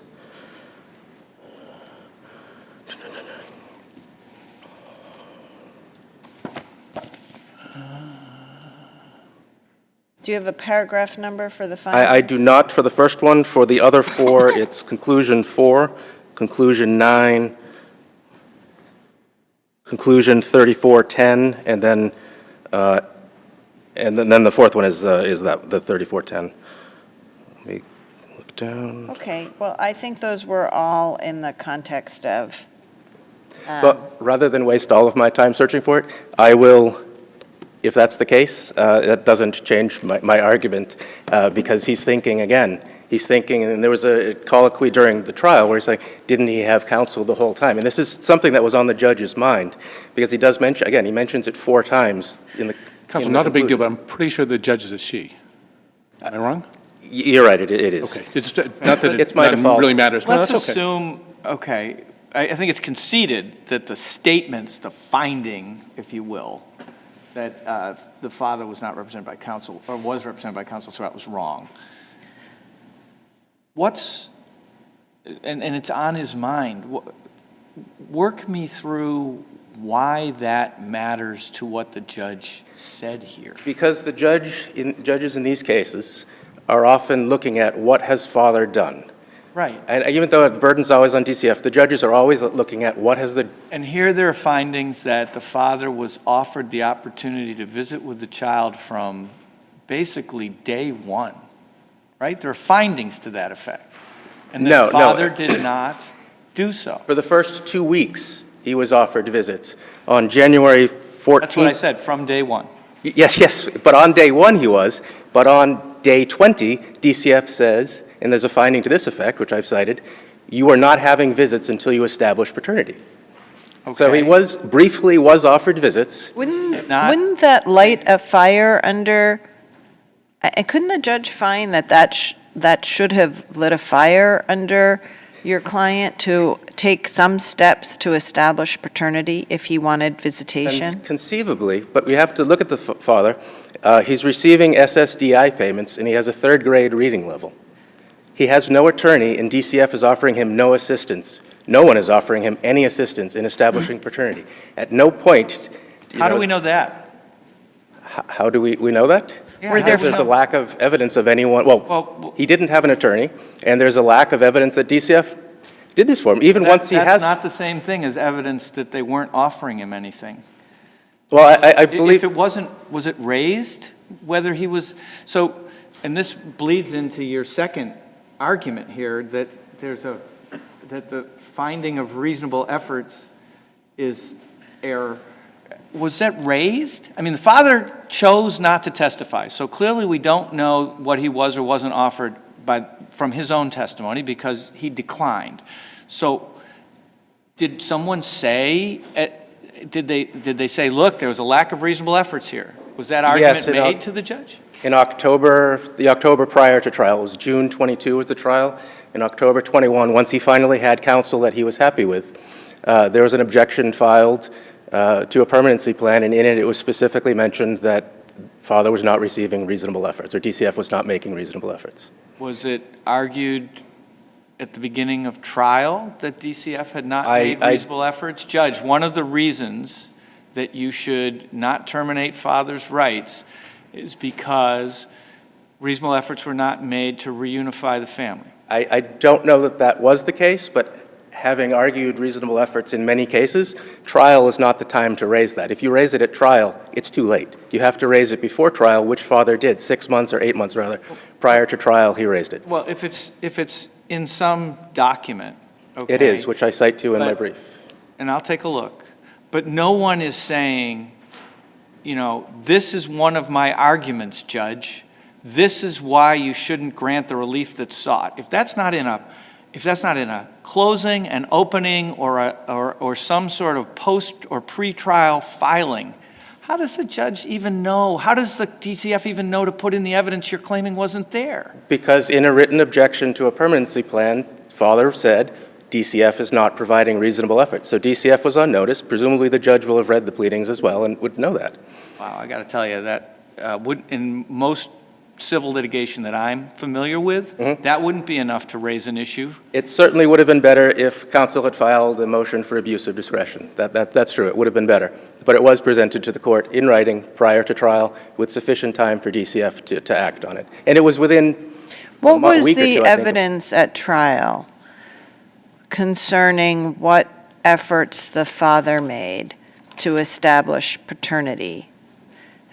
Other than the fact that After he was informed that he would need to establish paternity in order to have visits. the record is largely silent, other than we know that father did on his own establish paternity. At some point, At some right? point. So Well, on March but 4th. there's no explanation for why he didn't do it sooner. And it looks like he was able to do it on his own. He eventually, I mean, I know things outside the record, which I won't even allude to, but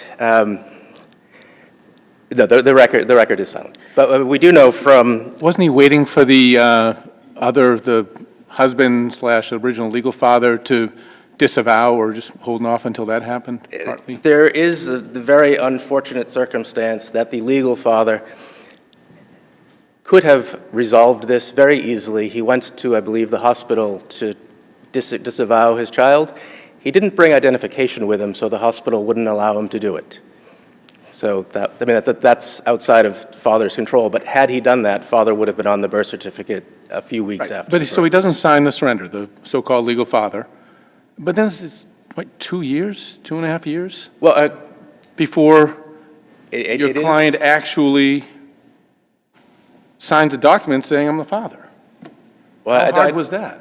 Actually, I don't know what, I think it's more than just signing a document saying that you are the father. If it was, The mother and father on March 4th signed an acknowledgement.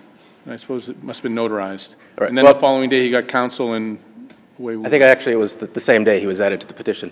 But had DCF been making efforts to reunite the family, the social worker would have had that form at one of the hearings, because father was actually attending some of the court hearings earlier on. They could have signed it and walked over. The social worker could have assisted him. That would have been, in my mind, a reasonable effort.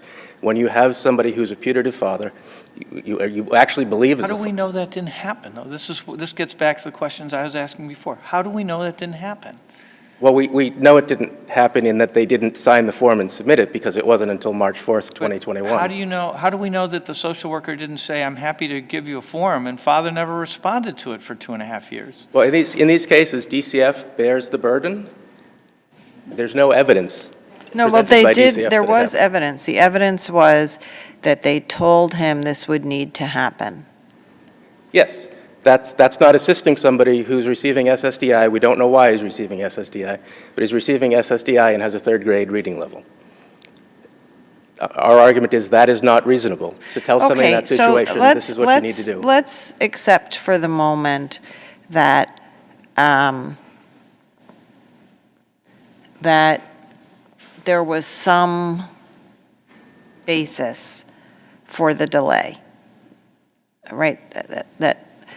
Where does that, though, take us here? Because, I mean, on what basis would we then reverse?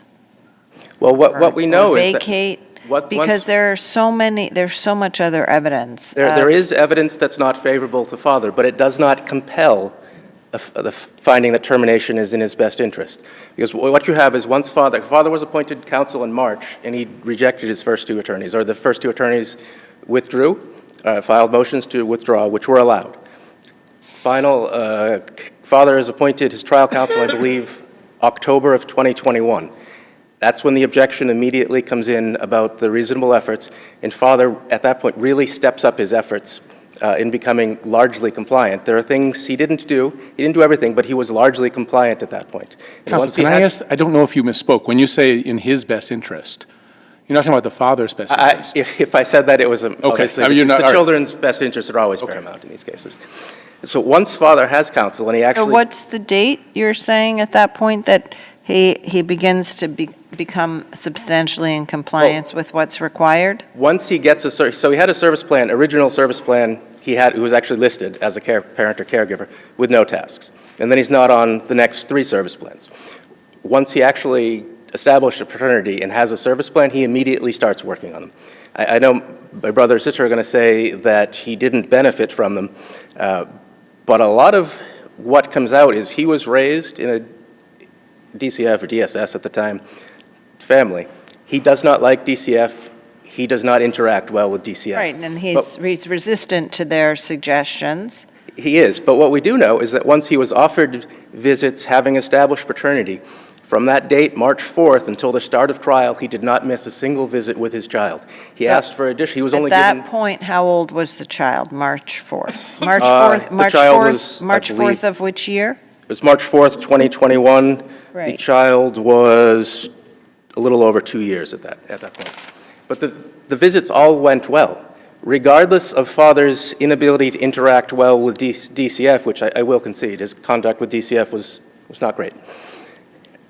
None of that happened during visits.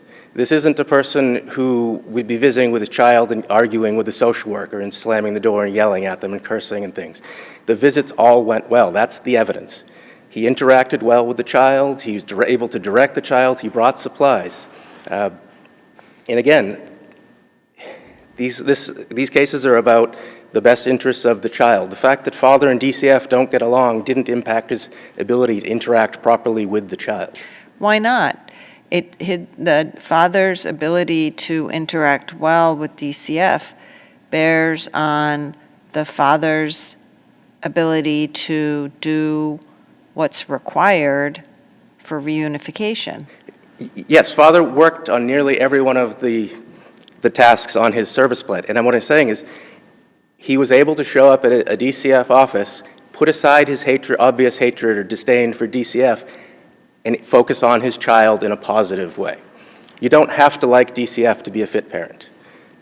So as I said, I got to repeat, he shows up at his visits, he interacted properly with the child, there was a social worker there presumably, he didn't have arguments or threaten or belligerent with the social worker why his child was there. So he was actually able to prioritize and say, this is my time with my child, I'm going to focus on my child and put aside the other stuff. What about the June to September of 2022 when he failed to visit the child after there was some unpleasant interaction with the mother, apparently?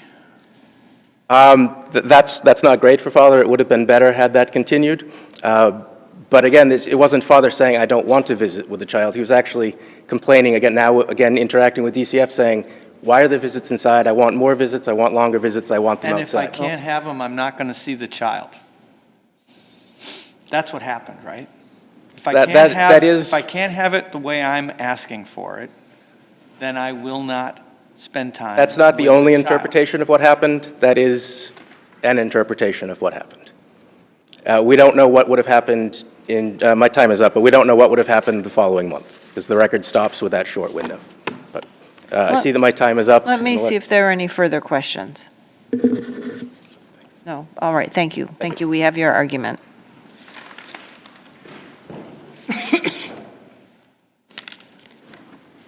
Attorney, is it Braithwaite who's Braithwaite, yes. going to argue first? We Yes, have you thank you. down as for 7.5 minutes. That's correct. Thank you, Your Honor.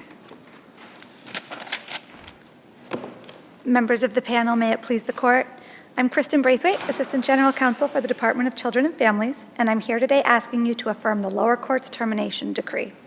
The decision reached by the court in this matter was correct. There was abundant evidence that father was unfit and that it was in the best interest of the child that his parental rights be terminated. And the record demonstrates that father was given every opportunity to participate in this case, and it was the result of his choices and his alone that he failed to establish paternity for over 2 years. At the heart of father's appeal are his argument that he was entitled to greater supports and protections in regards to his failure to establish paternity, as well as the relationship between his failure to establish paternity and his failure to visit the child for over 2 years. Where none of these arguments were properly raised or preserved below, they should be deemed waived. Your brother says it was raised in October of 2021 before trial. The reality is that there are very specific ways in which these claims should be raised in abuse of discretion hearing. They should be raised in a way that provides the department a meaningful opportunity to make any corrections that are sought. But I think the record reflects even more than that. The department was making referrals, was making suggestions well before paternity was established. And so father did not actually address what about that would be inadequate. I think it was a blanket statement of insufficient efforts, and I don't think it rises to the standards laid out for us in Gregory or West about what is required if you want to challenge services. So you're saying the statement in October is insufficient under the case law to really raise the question of reasonable efforts? I am, but I also would say that even if addressed on its merits, the argument would fail. Is there a legal basis for DCF's position that a biological father was not entitled to visits without first establishing paternity through a legal process?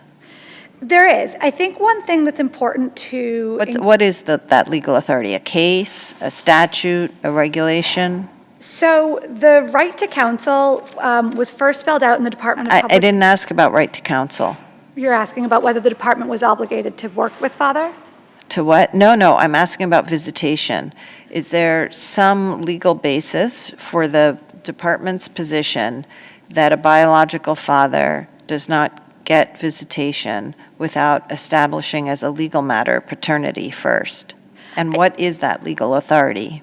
I think it's very important to preface this by saying that there was confusion or lack of clarity around whether father was the biological father. It was not set in stone that he was. And I would point the court specifically to Exhibit Volume 1, pages 305. Okay, maybe my question wasn't clear.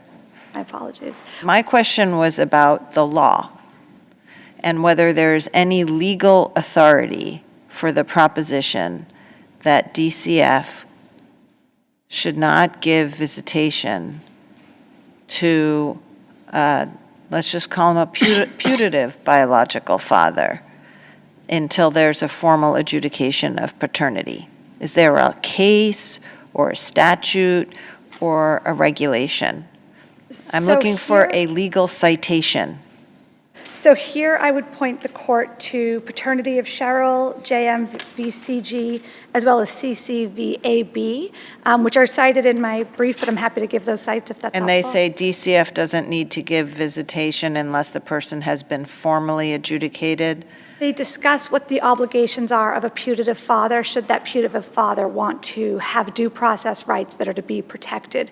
There isn't any case law that says the department isn't required to give visits when there's no establishment, nor is there case law that says the department is required. Without the establishment of paternity, there is nothing that says the department must give visits. The department was not stopped from giving visits merely because the paternity establishment hadn't happened. There were a myriad of factors that resulted in that decision being made, but it is not the department's position that there was no authority by which it could extend visits. And yet it looks like that's how the department conveyed the decision to the father.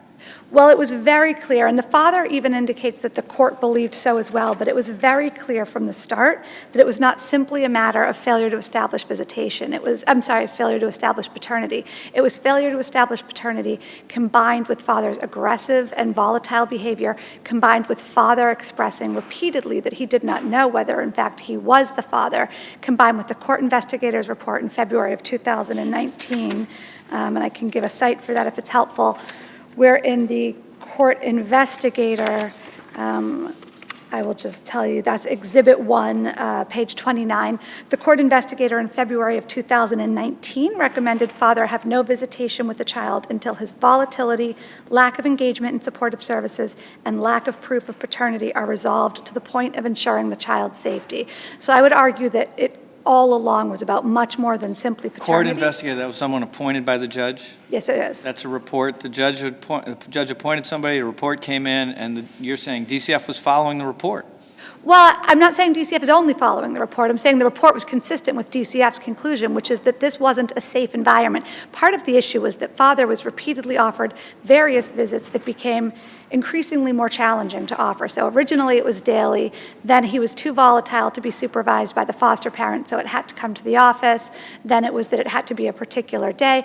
Father refused all of these things. At the same time, there were reports coming in about father's physical abuse of mother. There were reports coming in that father had been engaged in active drug dealing while he was denying that. There were reports coming in that... Okay. Can I just interrupt, because I'd like you to deal with what to me is a little bit of the elephant in the room. The judge made a finding, and she said it several times, that the father was represented by counsel throughout the period where he wasn't establishing paternity, and that was wrong. What should we do about that? You don't need to do anything because no harm resulted from this error. And here I would direct the panel to care and protection of Frank. Father was on notice since the day that the child was removed that he could not be named on the care and protection petition until he established paternity. Despite being put on that notice that his legal rights could not be addressed without the establishment of paternity, he made no effort to do so. Remand is appropriate for error only where it is impossible to say with confidence that the court would have reached the same outcome in the absence of said error. I would direct the panel to care and protection of Benjamin for that proposition. Here, evidence of father's unfitness was bountiful, and the court's finding of unfitness was in no way reliant upon when father was represented by counsel.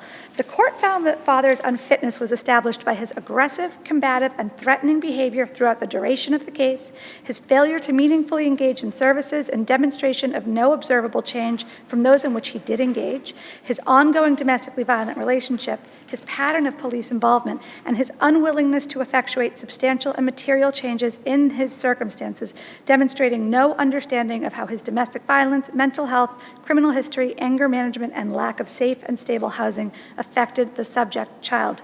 Remand is not appropriate because the court did not rely on father's appointment of counsel or lack of appointment of counsel in finding him unfit. Let me see if there are any further questions. No, all right. I think we're going to have to leave it there. Your time is up. Thank you, Your Honors.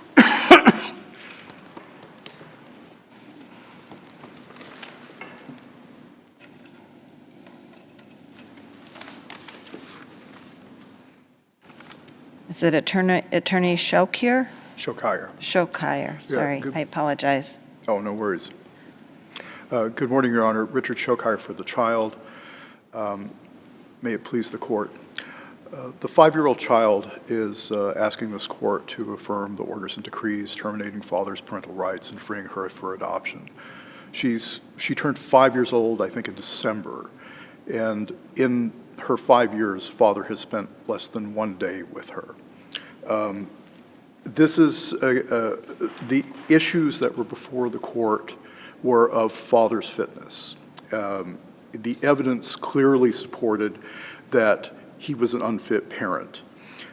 He had ongoing criminal issues. If I can address the time when he established paternity 2 years later, after the care and protection began, he was ironically or coincidentally 2 weeks later arrested with over 28 grams of cocaine and paraphernalia for dealing drugs, including cash. Mom was present as well. During that time, I believe prior to that, he had about 15 prior incarcerations. He was domestically violent with mother. She would show up to visits with bruises. There was one incident where he would lock her in their apartment and put a refrigerator against the door so that she couldn't leave. Mother confided to the department that he controlled her with the drugs that he was apparently distributing.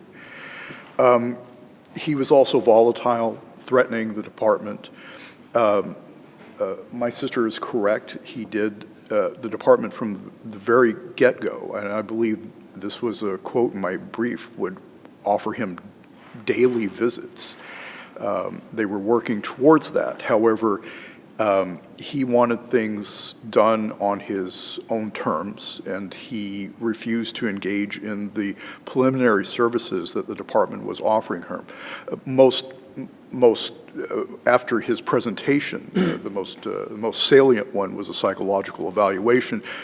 Can I ask you, I'm sorry. Certainly. Do you have any thoughts on Justice Wolohojian's question about what would trigger the department's obligation to work with a putative father who isn't, where there's no certainty there? It strikes me it could be rife with lots of peril. I mean, if someone says I'm the father and they're not, and then you leave the kid with a person who's not the father and something goes amiss. Certainly. But on the other hand, there's nothing that I found in the department's regulations that sort of imperil them to do that. What the cases that I found have to do with whether or not he has any due process rights, which he really doesn't. The cases that I found were adoption of all or lien and CCVAB, which I believe my sister also cited. And in CCVAB, they just, under 290C. The law is, in your view, he has no rights until he establishes paternity. Exactly. But nothing prevents DCF from choosing to allow visitation or to work with the father before he establishes paternity. Nothing would have prevented the department from allowing him visitation, and it often happens. The same way that some judges in some counties will actually appoint a lawyer. And this is why I made my footnote referencing adoption of Bonnie, which is a non-binding precedent as to, where I would encourage this court to have this case published in order to really establish just what the obligations of the court would be. Court or DCF? I'm sorry? Of the court or DCF? Of the court. DCF, there is no binding precedent as to whether DCF has any It's obligation. not going to be involved. That's, I think, why Judge Wolohojian's asking the question. I mean, the more common situation here, I assume, is not when the mother is married to someone else at the time, but when the two just aren't married.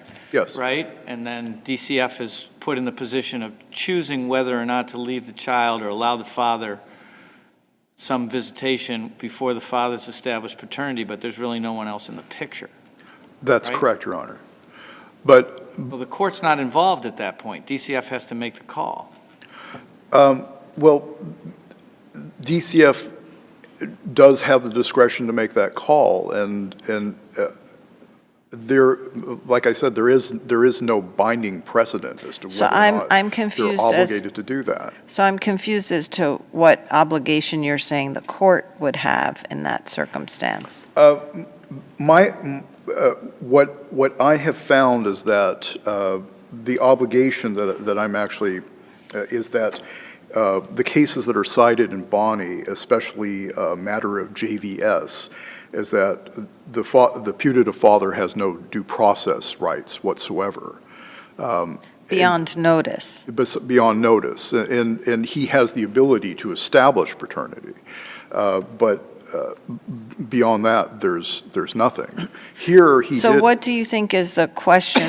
Because it intrigued me that in your brief you said, "Oh, we think we need some, published precedent on this." I'm not sure I understand what the question is that you think deserves some kind of attention from this court or publication. The question is whether at the inception of a case, as to whether a father has any due process rights, given the court's practice of sometimes appointing counsel, sometimes not appointing counsel, and the binding precedent that is published of where he would have no rights to participate other than notice to an adoption. And even then, it would be if there was some clear and convincing evidence that there was a substantial relationship between him and the child, and that simply isn't present here. So can I ask, what is it that you would propose that this court say on that issue, from your perspective?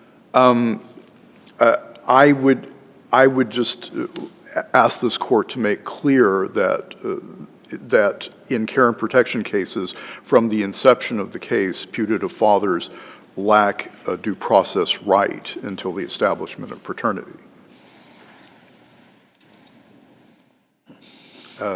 In terms of they lack the right to representation by counsel. Yes, Your Honor. That's the due process right Yes, you're talking about. I see my time is almost up. I would rest on my brief. As well as notice and an opportunity to be heard. I'm sorry, They Your Honor. have the right to notice and an opportunity to be heard. I think he's only arguing that they don't have the right to counsel. That's correct. He's not arguing other due process rights are absent, unless correct. I'm incorrect. Okay.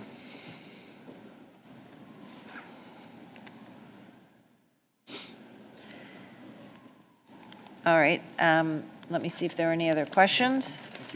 No, Thank with you. that, thank you both. It's an interesting case. We've been aided by your arguments and by your briefing, and with that, the case has been submitted.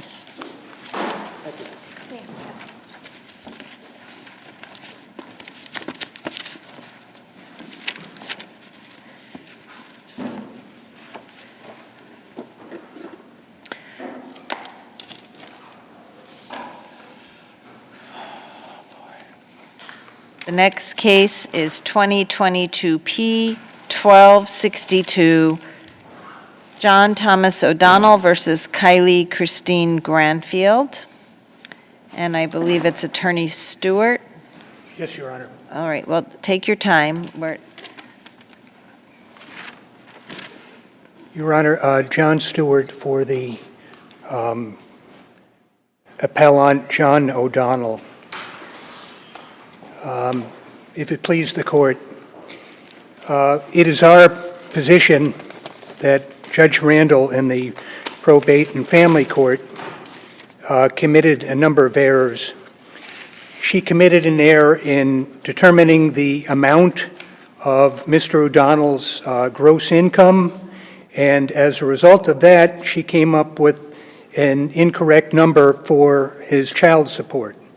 In making that order, she also, and I'm going to take a little bit of liberty here, but she gave unlimited extracurricular expenses that Mr. O'Donnell had to pay.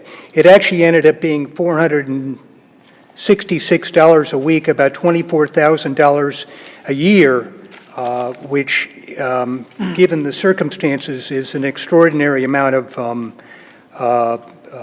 extracurricular expenses. For better or for worse, if you have kids who are playing on AAU teams, travel teams, all-star teams in various sports, isn't that kind of about the going rate these days? If they're playing soccer, one of the club soccer teams would play, in this case, lacrosse and hockey, you got the equipment, you got the travel, you got the tournaments that are probably in another state or if not another country sometimes. Your Honor, she's playing field hockey, she's playing ice hockey. Right. She's having games every night of the week and 2 games on weekends. And the mother is the person who gets to make the decisions with respect to whether or not that's Well, appropriate. we're coming to that. So essentially, Mr. O'Donnell was paying And didn't the judge $400. split, the judge split it, right? So mom was taking half of it. Your Honor, yeah, you're right. So he's paying half of that. He's paying $12,000 a year, which is about $250, a little less than that, a week. And if that was his only expense, the thing is, he's got child support, which is $700 a week. He's got this, he's paying for his first daughter child support to his first wife, $300 a week. Then he's paying taxes. He's paying for the private school. Let me stop you. And let's go back to the beginning. I thought you were going to make an argument that private school was not authorized, but let's Yes, Your Honor. Let's leave that aside for a moment, and we'll get to it. Let's start with the first thing you said, which is the judge miscalculated the father's income. I think the judge brought it in at $270,000 a year. What do you say the right number is? Your Honor, I think that she took an unreasonable and to the point of capricious view of his income. He isn't making $5,000 a week. He's making more like $2,000 a week, and he's having his business pay for a lot of. In your view, the father's income should have been $102,000? Your Honor, that's what he actually earned, right? That would be his wages. That's the gross income for his business. No, the business also had profits on average of $130,000 a year over the 3 years prior. The difficulty, Your Honor, is you have to answer the questions if you're going to make the argument and have us understand it. Here's where I'm coming from, Your Honor. The court erred in the 3-year average where one of the years doubled because take of the the amount of 92,000 out. Then the average is 100,000 a year plus the 102. So we're at least at 200,000, right? You understand what I'm saying? You were just about to tell me about his PPP payment of $92,000. Take it out. Who cares? All right? Then the average for the 3 years prior of his business earnings was $100,000 a year. And he was paid out $100,000 a year. That's 200. So when you stand up and you argue to us, actually he's making $2,000 a week, when at a baseline it's $4,000 a week, I'm struggling. Your Honor, that doesn't take into the fact. What am I missing? Help me with what I'm missing. That's why I traveling. use the word struggling. He's got to pay taxes, he's got office expenses. These vehicles, I think that the court, and it's our position, the court Isn't erred child in support done off gross income? accepting, Your Honor, I grant you the gross, if we're being fair and we're subtracting out the PPP, it's about $100,000 a year. The gross is about 300. It's not 500. I have a slightly different question. Are you arguing that the evidence did not support the judge's findings? Because it looked to me as though the evidence, there was evidence to support the judge's findings as to the amount of income. Right? Because there was the mother's expert who testified, and the judge appears to have accepted that testimony. Yes, Your Honor, and we're saying... Okay, so I take it that your argument is not that there was no evidence to support these findings. So what exactly is your argument? That the judge shouldn't have then, that the judge abused her discretion in how she weighed that evidence or allocated responsibility for these costs? Your Honor, we're saying that the court erred and exceeded the bounds of, obviously, if there's a meager amount of evidence, the court could potentially rely on that. We're saying there's less than that. We're saying that the court erred not only in making the credibility determinations, which is obviously the province that the court can make, but assume that the judge credited the mother's evidence, which includes her expert evidence. Assume that the judge credited that and that we don't second-guess that credibility determination. Your Honor, What's left in your argument? I'm trying to understand the nub of your argument. Your Honor, what we're saying is that when the court accepted Mr. O'Brien, my brother's expert witness, when he testified that there was no use in a paving and landscaping business of having a pickup truck, that is beyond what a rational fact finder would tolerate. Okay, so basically, your argument is... When a landscaper, paver goes out and estimates a job, he's got to drive there in something other than a paving machine. Okay, so this is useful. So you're saying that the judge's credibility determination, the judge should not have credited the mother's expert's testimony. Your Honor, if credibility were the only thing we were talking about, we lose the case. Okay, well, that's what I'm thinking, and that's why I'm trying to understand what your argument is, because it sounds to me like that is what you're arguing. My argument is no rational fact finder could accept that as proven, could accept that evidence. When Mr. O'Brien says there's no possible use that a landscaper paver could ever have as necessary for his business, a pickup truck, that just isn't tenable as a rational finding. So just assume, and I'm not asking you to accept this, I'm just going to ask you to assume this. Assume that we were to conclude that the judge could credit the expert's testimony. Assume that we make that conclusion. What happens to your argument then? Your Honor, usually we like to say that a fact finder can accept all, none, or some of a witness's testimony. I don't think in this instance, based on this record, that Judge Randall could accept and swallow whole Mr. O'Brien's testimony. I think some of it was so incredible that she committed an error in accepting it. Was there a Daubert motion on that? Did somebody move at trial that the evidence either failed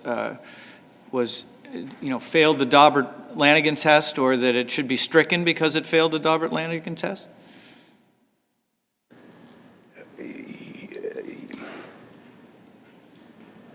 Your Honor, I'm not, can you put that a different way? Because I don't think I understood. Well, we have a practice, which is if we think that an expert's testimony is so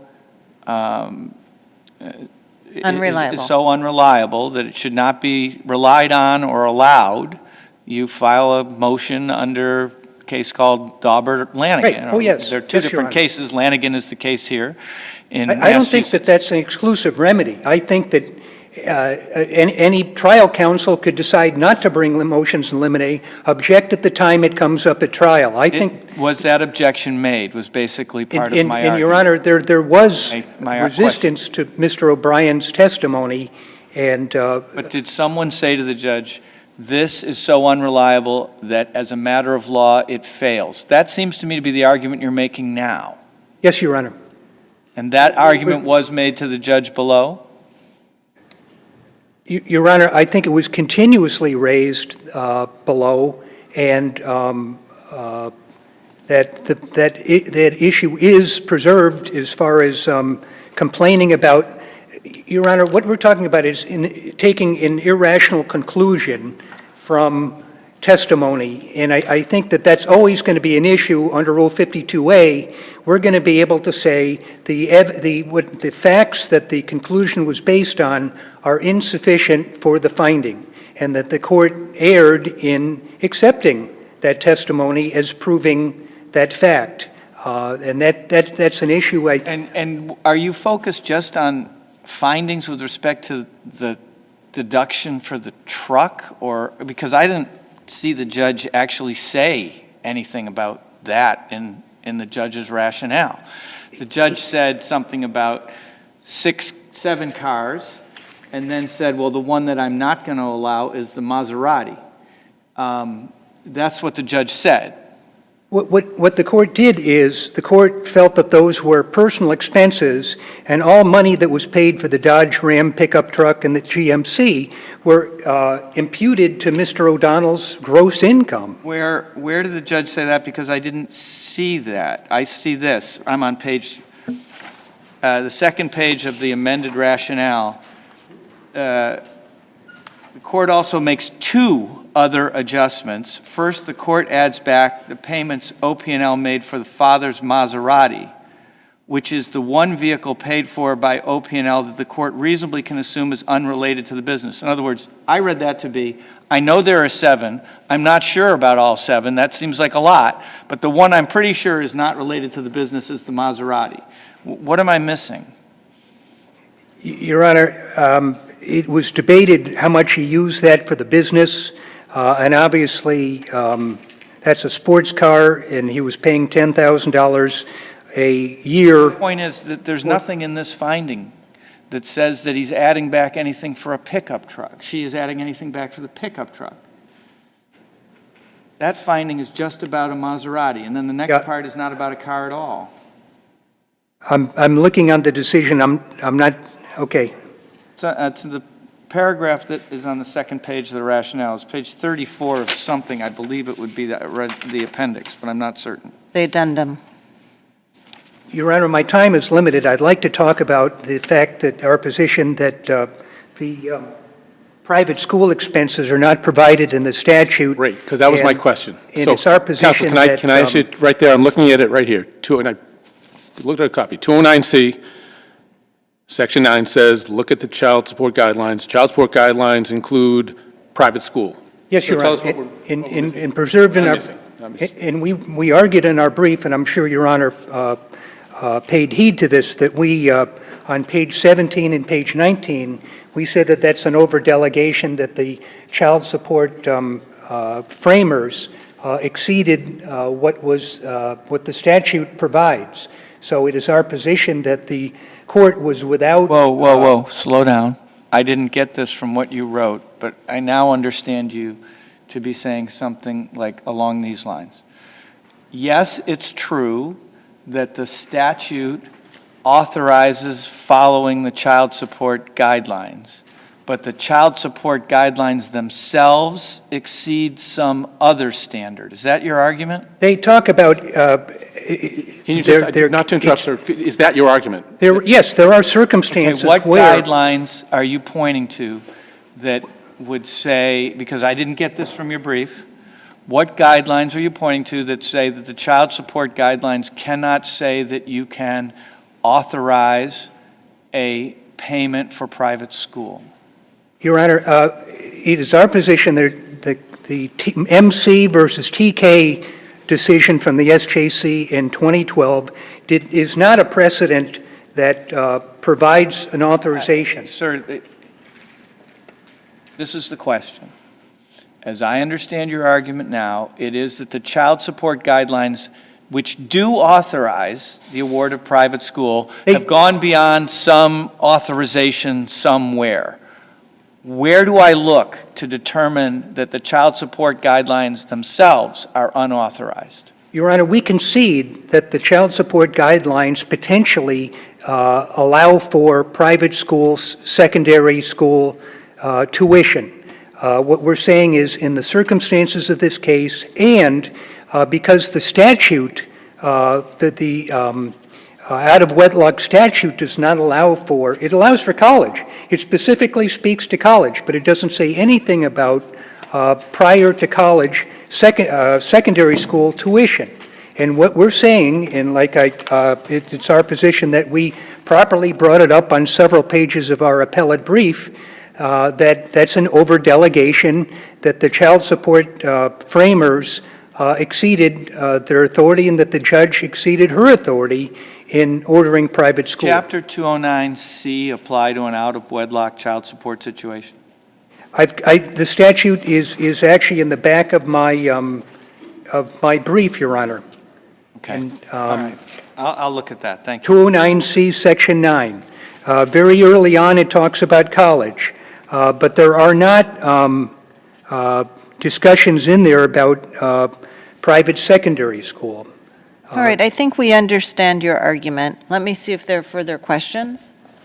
All right, we're going to have to leave it there because your time has expired, and we have your brief. Thank you. Thank you, Your Honor.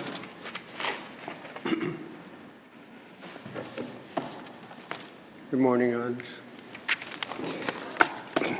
Attorney Mitchell Smith, or James Smith? Smith, yes. Thanks. Judge, it's very clear that 209C, Section 9C, says that the court shall apply child support guidelines promulgated by the Chief Justice of the trial court. Is there some sort of document that limits, or that's not the right word, is there some sort of document that identifies what the rules are with respect to the adoption of child support guidelines? No.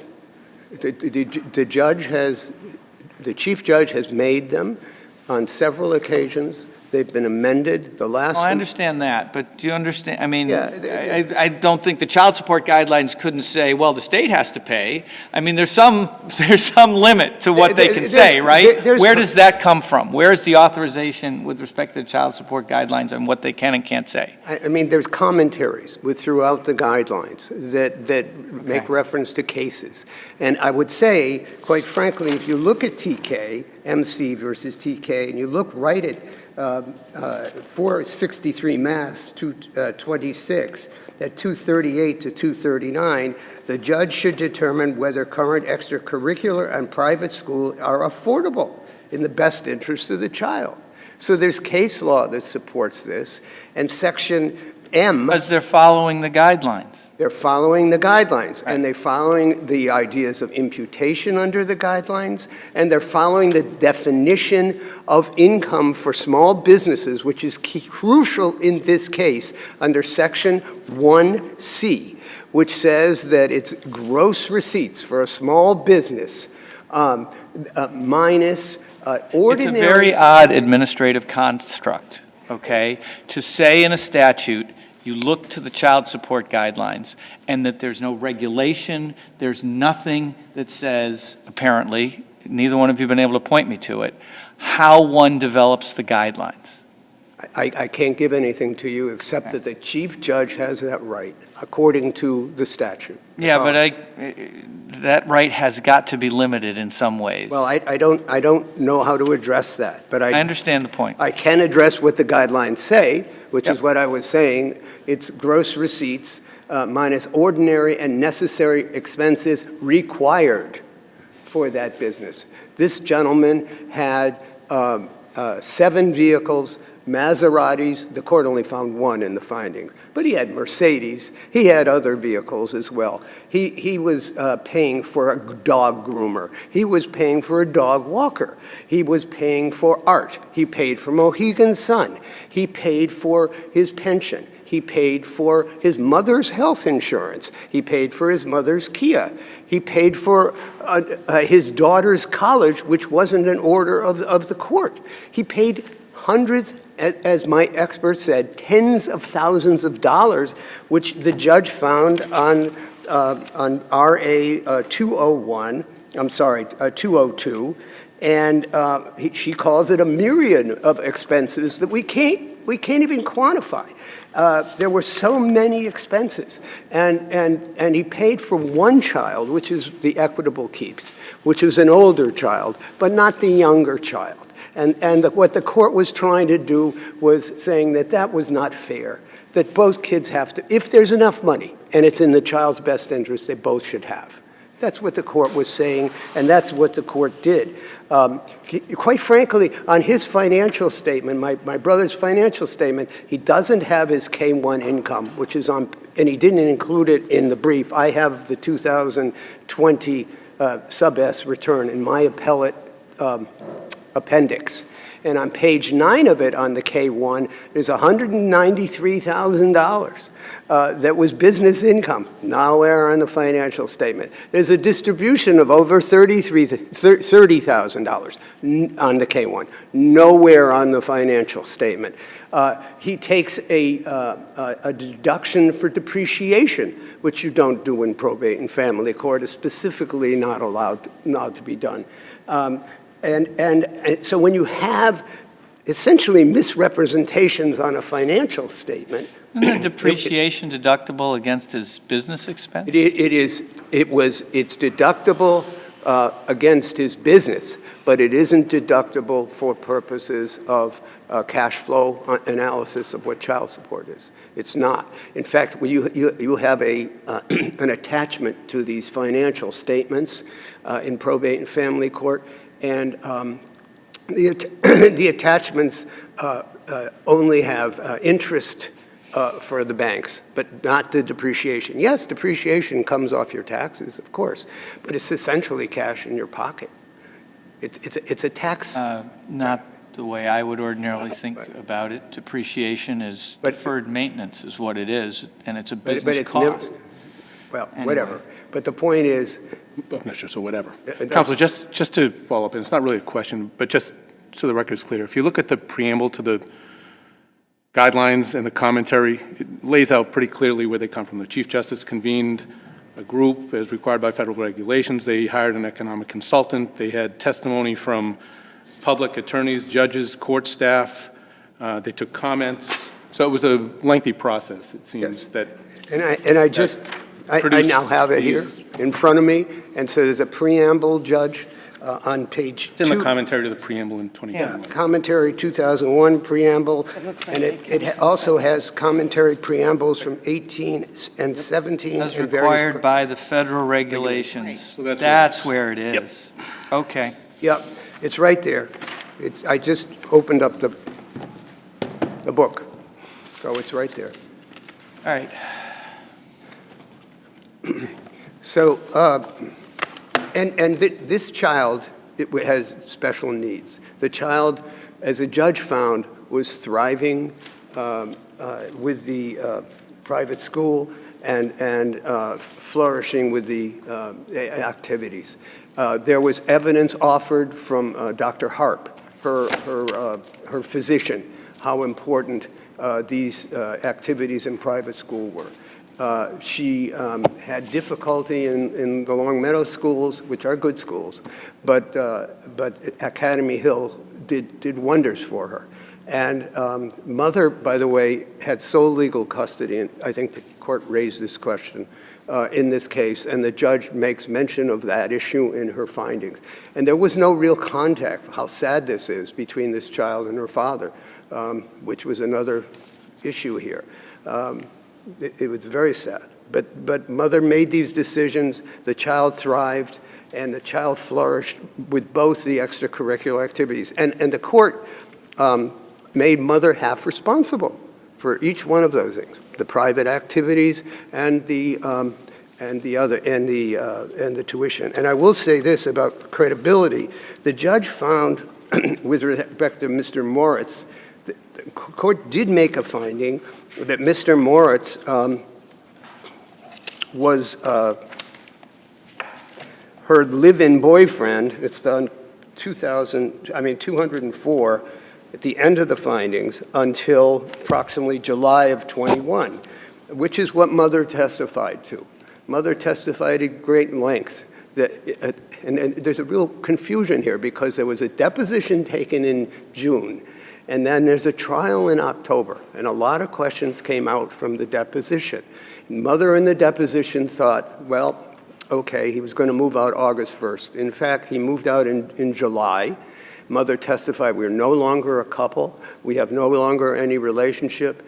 Mother acknowledged, to her detriment, as the court found, that she didn't keep his contribution on her financial statements previously. She did not. And she quite frankly stated that.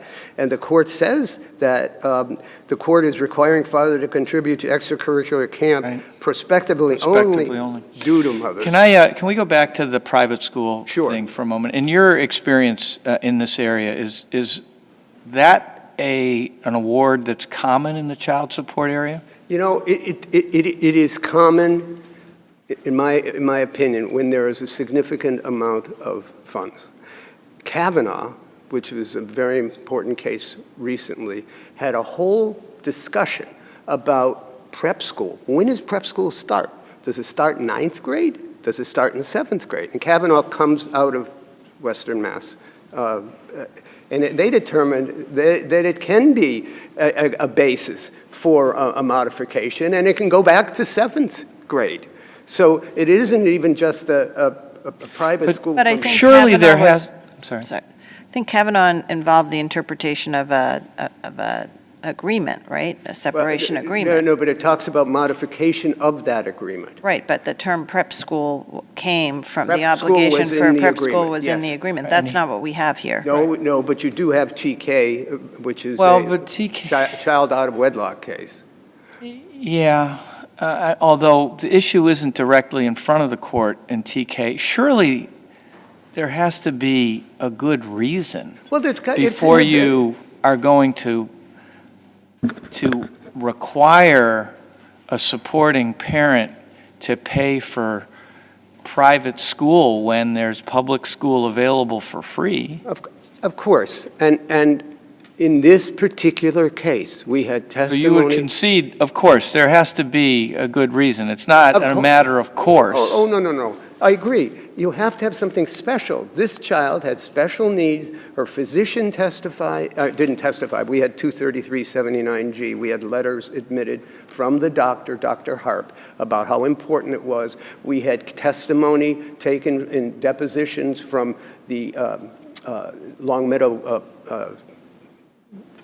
school people. We had some examinations that were taken. Help me here. I'm sorry. Go ahead, Bob. So let me just, hypothetically, you have people, a father in this case, with unlimited resources, millions, hundreds of millions, let's say, and all of the child's buddies in Dover are all going to the private school, and the mother says, well, I've got legal authority to send them, and why shouldn't my son go or my daughter go with all of his or her friends to the private school of their choice? We can afford it, you can afford it. Why is that got to be some special need? Maybe it should, I'm just asking. I don't think that's sufficient. I think in this particular case, the child had severe No, anxiety. I'm not disputing that. I'm asking you, though, more broadly, because I think you indicated that you thought there had to be a special need. What if it was just a matter of unlimited resources? Why not? An interesting question. I really don't know.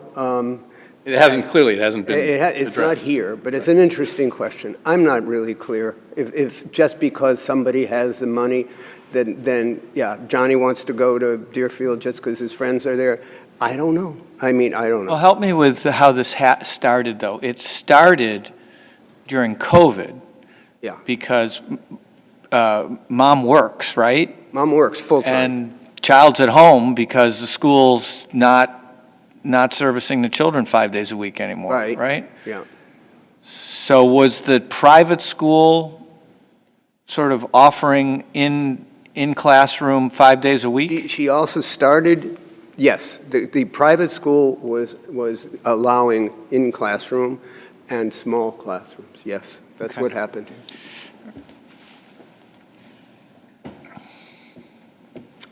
Anything else? I don't see any further questions. I Okay. think we understand the thrust of your argument. I think you do. Do you have anything further you wish to add? No, Judge. I think right. the findings were We have your very brief. well thought out, and the judge was very clear. in Okay, what she thank said. you. Thank you both. Thank you both for your argument, and the case is submitted.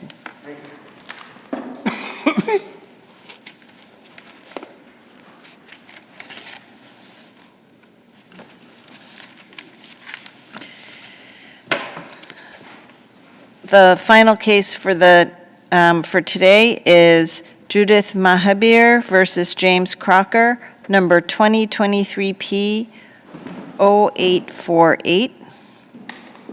And I'm sorry if I mispronounced anyone's name.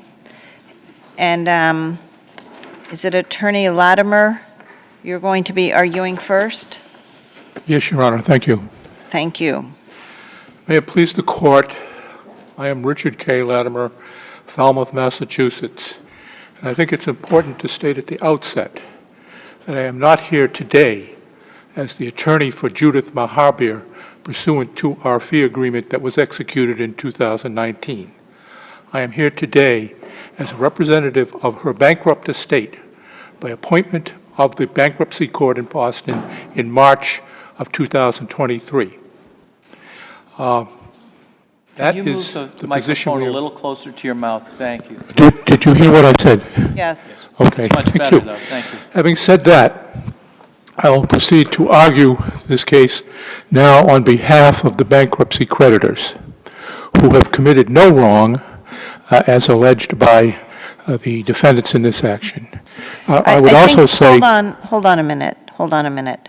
I don't understand that you represent the creditors. I understand you still represent MAHABIR, Yes, but that you were allowed to pursue that claim by the bankruptcy court. Yes, but as I believe But that it was doesn't mean the creditors are your clients. I believe as it was said by the, was it the Potter-Stokes, Stokes versus Potter case, that Ms. MAHABIR, yes, she is the client, but she is doing so with standing now to be proceeding on behalf of the creditors. No, I don't think that's correct, with all due respect.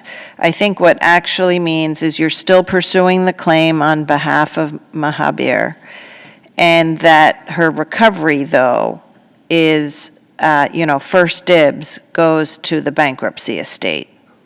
Technically, I am here representing her estate, her and her husband's estate, not her. That's what the appointment is, to represent the bankrupt estate for the benefit of the We're going to have to creditors. look at it, because I actually did not see that. What I saw was that you were authorized to pursue this claim on her behalf. Because here's a technical point, but her name is the name as the plaintiff. And if there's a different plaintiff, there would have to be some sort of change. No, there need not be a change, because the order of the bankruptcy court is that she has standing to proceed now on behalf of the creditors. All right, I think that we're going to waste a lot of time arguing with you about this, and it's probably not essential to the issue here. The issue here seems to me whether the judge erred in dismissing this case on the ground of judicial estoppel. Well, yes, it is. It is, in fact, it's the most salient of the several errors that the judge made. And it is the most salient because, and this was held by the Connor Stokes versus Potter case, which is in the brief, that the creditors cannot be prejudiced, even when there has been some intentional fraud on the bankruptcy court. If the action is to proceed on behalf of the estate now, as opposed on behalf of the plaintiff. Wow, well, that's inconsistent creditors- with the Guay case. I mean, the Guay case, the court found that judicial estoppel applied, even though there was a disclosure of the existence of the claim to the bankrupt estate. That was clear error. That's what I'm Oh, the saying. First It was Circuit's just dead wrong. Clear error. Is that what you mean? You're arguing to us, ignore Guay, the First Circuit is wrong. Excuse me, Your Honor, I'm having a little trouble understanding you. I'm trying to, the argument you're making, Yes. it seems to me, has a couple of levels of difficulty to it. But one level of difficulty is, I think in Guay, which is the First Circuit decision, Yes. okay, there was a disclosure of the existence of the claim in a Chapter 11 proceeding that was converted to a Chapter 7, and the court still said, nope, judicial estoppel applies and the claim is terminated. That's because the court noted that, in fact, if there has been an appointment to proceed on behalf of the estate, well then, judicial estoppel will not apply. But in that case, very distinct from this case, there was no appointment as there is in this case. There was some disclosure to the trustee.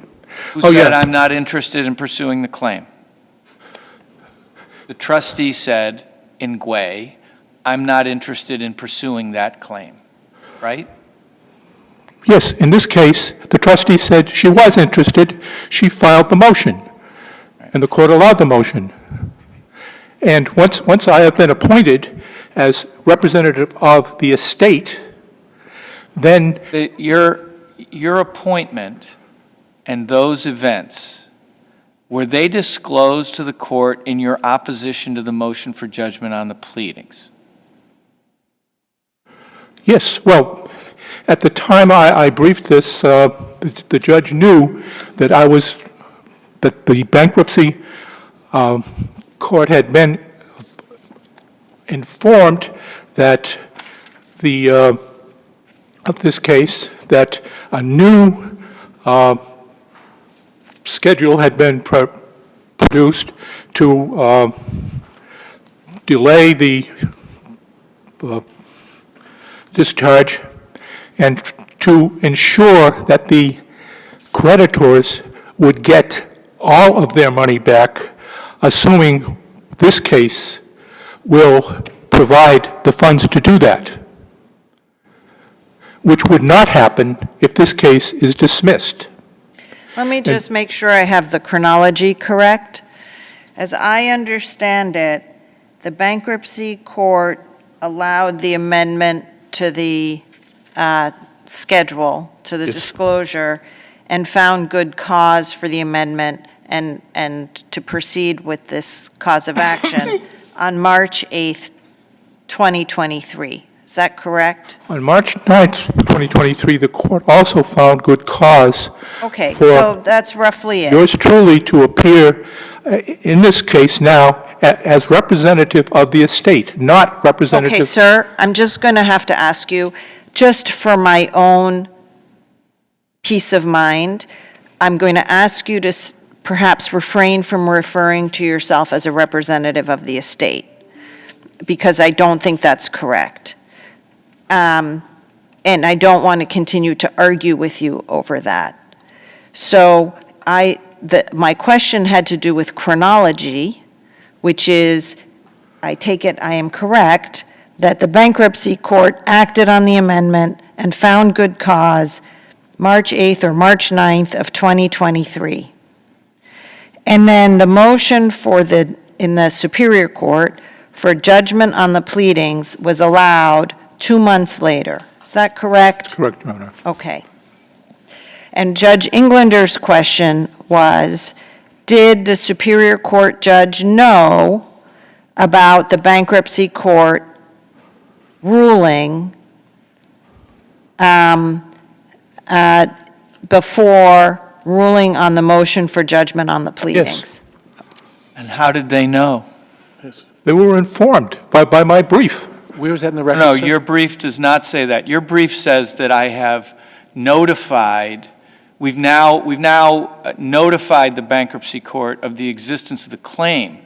But your brief did not say, I've now been appointed to represent the estate on behalf of, or I've now been appointed to pursue the claim on behalf of the estate. That was not in your brief because it hadn't happened yet when you filed your brief. Well, yes, Your Honor. However, what did happen subsequent to that was I was appointed.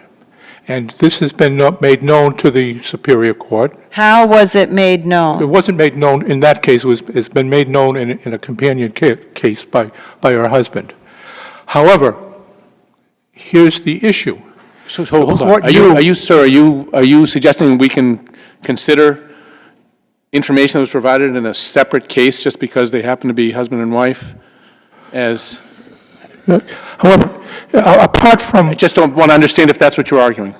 Are you arguing that that colloquial put covered the base for your client, or your then client, just because in the husband's pleadings or in the husband's case there was information that was provided to a court? Yes, because it is common practice when a chosen action like this has been reported to the court, the bankruptcy court, with an amendment of the plan with a proposal that the creditors will be paid in full out of the proceeds of this case. It is common practice for the bankruptcy court to appoint counsel, whether it's me or not, it doesn't matter, to appoint counsel to have this case go forward for the benefit of the creditors. That's something that was argued, I believe, to the Superior Court, not the specific fact that I had been appointed, but that this had been amended, the amended plan had been... Notified. The court was aware that you had notified the bankruptcy court of the existence of the claim before the court ruled. That is clear. Yes. The court references it in the decision. And in that situation, it was important for the Superior Court to just go forward on his preconceived notion about how there had been some fraud. Let's move on from that. But I think the question is actually different, and I haven't heard the answer yet, with all due respect. Yes. And that is the following. Before the Superior Court judge made the ruling here on the motion for judgment on the pleadings, had the judge been informed of the March 2023 action by the bankruptcy court judge? Well, yes. Yes, okay, yes. Yes, the fact that Yes, and then I have a follow-up question. Where in the record will we find that? I don't have my transcript here of my... Okay, so off your memory... Off my memory... Off your memory, how was the Superior Court judge notified? I believe that my brief to the Superior Court said that the action had been reported to the bankruptcy court. But that's not my question, sir. My question was not whether you told the Superior Court judge that you had informed the bankruptcy court, but whether you informed the Superior Court judge that the bankruptcy court judge had acted. Yes. Okay. The only And so thing- where are we going to find that? I don't have my Superior Court brief in front of me. Can you Your Honor. remember by what form you notified the Superior I Court? remember specifically not being able to say at that point that I had been appointed, but I did tell the judge that I had moved, that the motion had been filed for my appointment. And that was told to the Superior Court judge. Now, and it would have been more prudent for the judge to wait, but let's move on. I would like to get, that's the primary error where, considering the equities, as the Otis case requires, that is highly inequitable, since I am here, in fact, by appointment of the bankruptcy court in order to protect the creditor's interest in this case. Now, but let's get from the get-go. The error of the judge... Sorry. I'm going to interrupt you because I think what is important, in addition to what we just talked about, is this. What was in the record as to where the bankruptcy stood as of the time the judge ruled? And by that I mean, it appears to me, I don't know Chapter 13, okay? But it appears to me that there had been no sort of final discharge from bankruptcy. Now, in a Chapter 13, is there a discharge? There would be, finally, yes, but that hadn't occurred. Had not happened. And that, by the way, is another clear distinction with the Guay case. Very clear distinction, okay? Another clear distinction with the Guay case is it was very clear that those plaintiffs deliberately withheld information.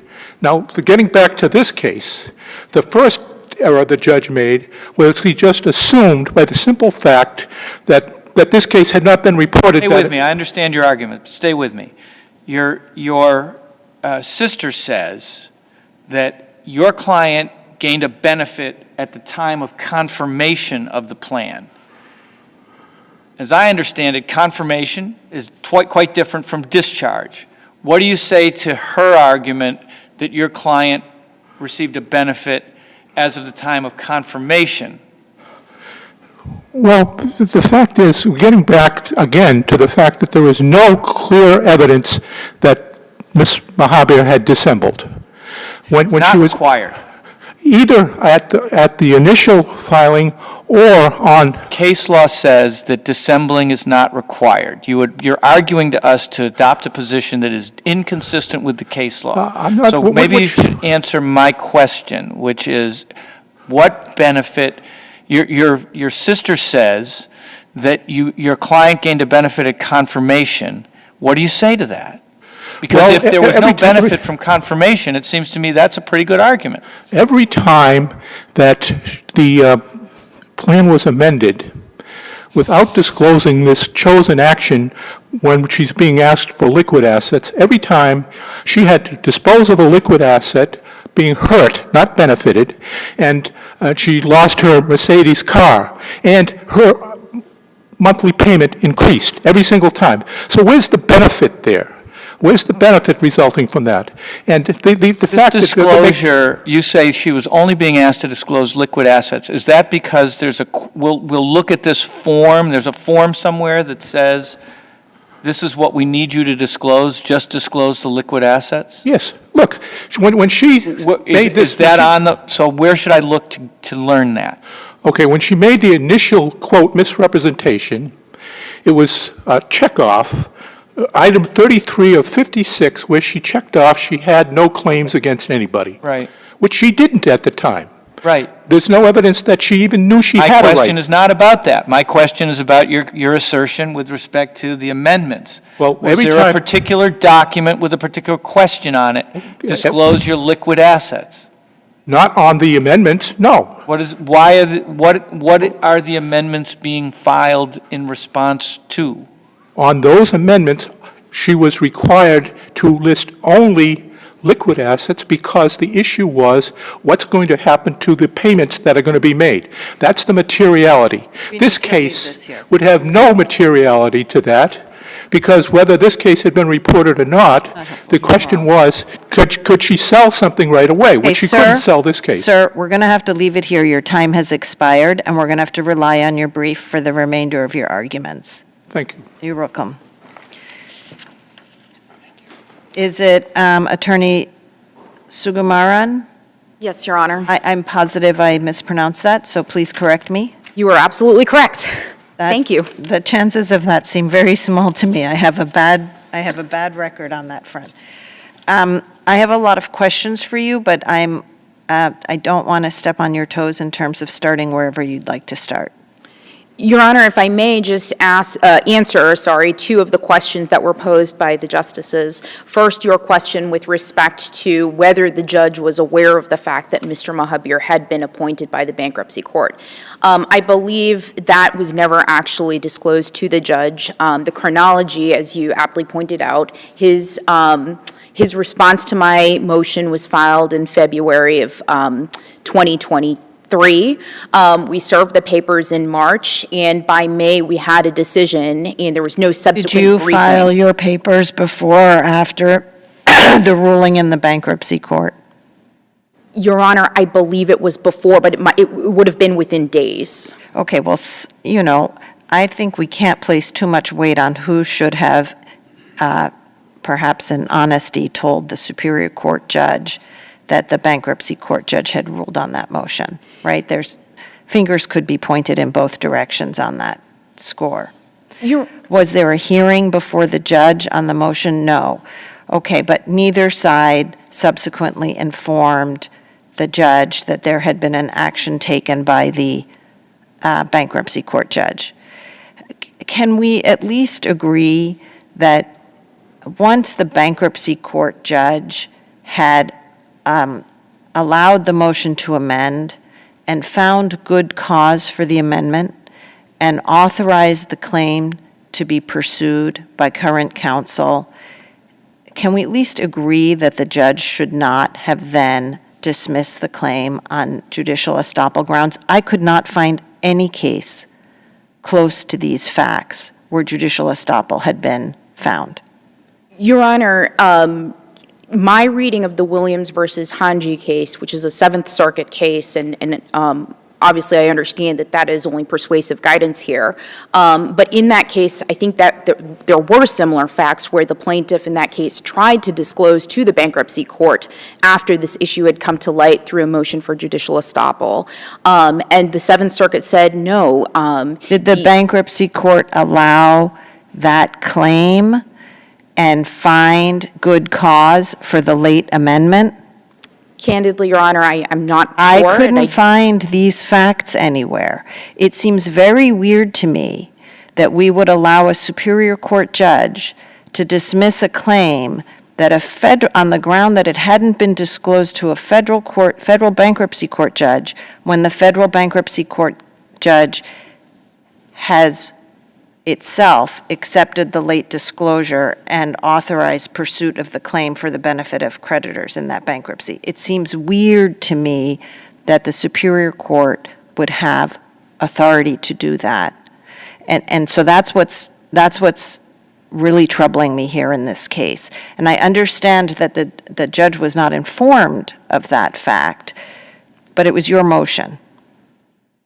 Understood, Your Honor. And candidly, I was not I don't mean you attuned to personally. the issue that would change the outcome of the decision. Sure. And so it wasn't a mission that was designed to deceive the court, No, but rather I'm not just a lack of understanding suggesting, with respect to the import of that approval. I'm not suggesting deception on anyone's part. I also was a little bit puzzled that no one had cited my Holland versus Kantrowitz case, which is very close to this on these facts. But I wanted to turn to a completely different issue because I want to make sure that I'm right on some of these things. On the annual or the periodic amendment schedules, your brother keeps saying that they only called for liquidated assets or liquid assets.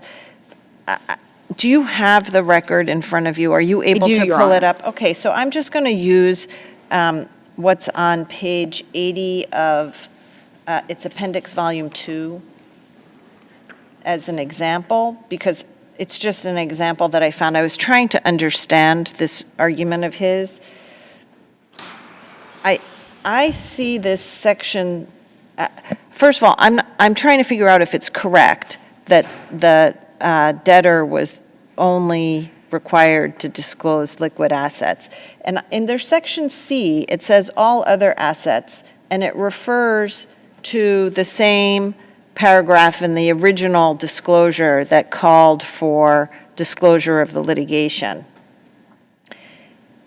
But at the top of the page, it says liquidation analysis. So I assume that's where he's getting the concept that it needs to be. So can you just explain that for me? Because it's not 100% clear to me what your view is as to where on these amendments, and if on these amendments, there was a continuing obligation to disclose the claim once it accrued. Your Honor, I agree that the forms are somewhat confusing, but I think that the statutory obligation is unequivocal under section 11 U.S.C. 521A1. Which applies to a Chapter 13, I take it? I believe it also, the Fitchburg case that I cited to recognizes that there is a continuing obligation for disclosure in other bankruptcy proceedings, including, I believe, Chapter 7 and 13. And so I believe that that statutory obligation is identified in the bankruptcy statutes.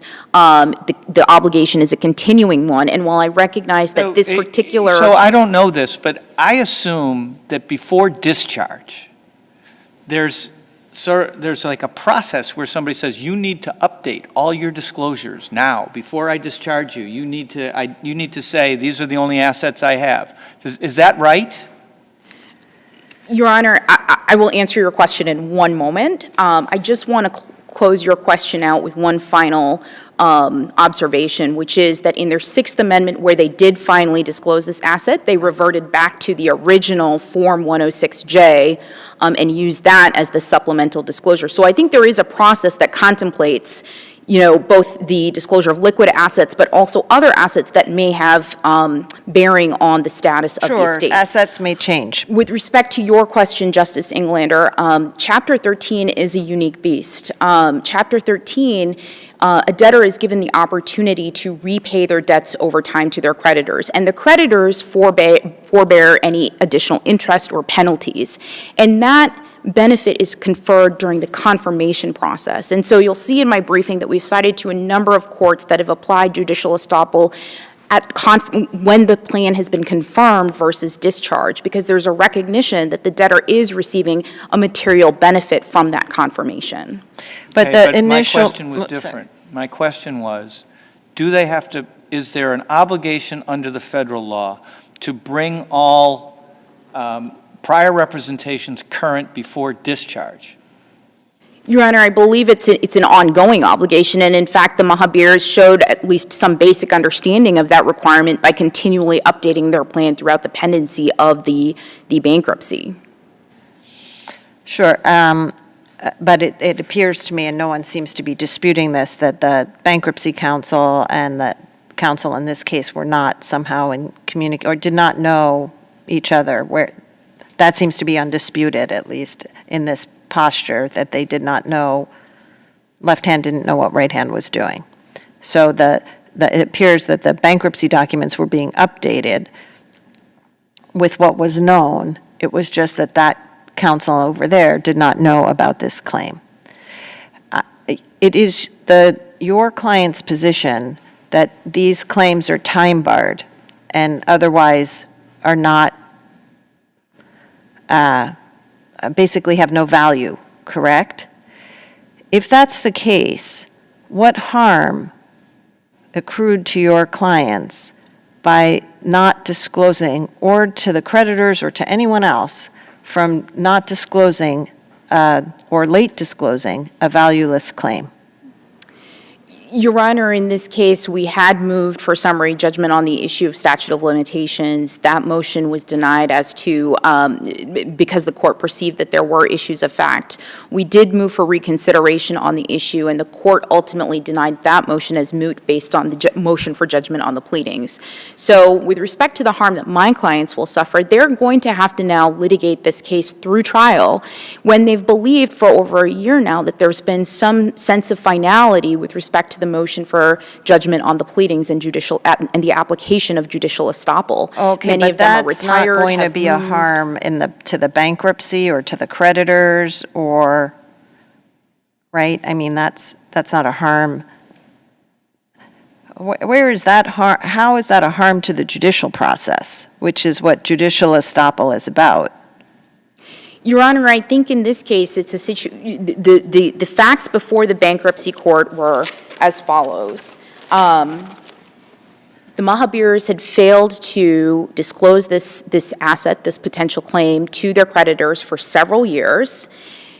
Interestingly, in that same motion, we had also provided deposition testimony from Ms. Mahabir, which showed that she was at least aware of the fact that she had a claim against the defendants as early as August of 2017, 4 months before she filed the bankruptcy claim.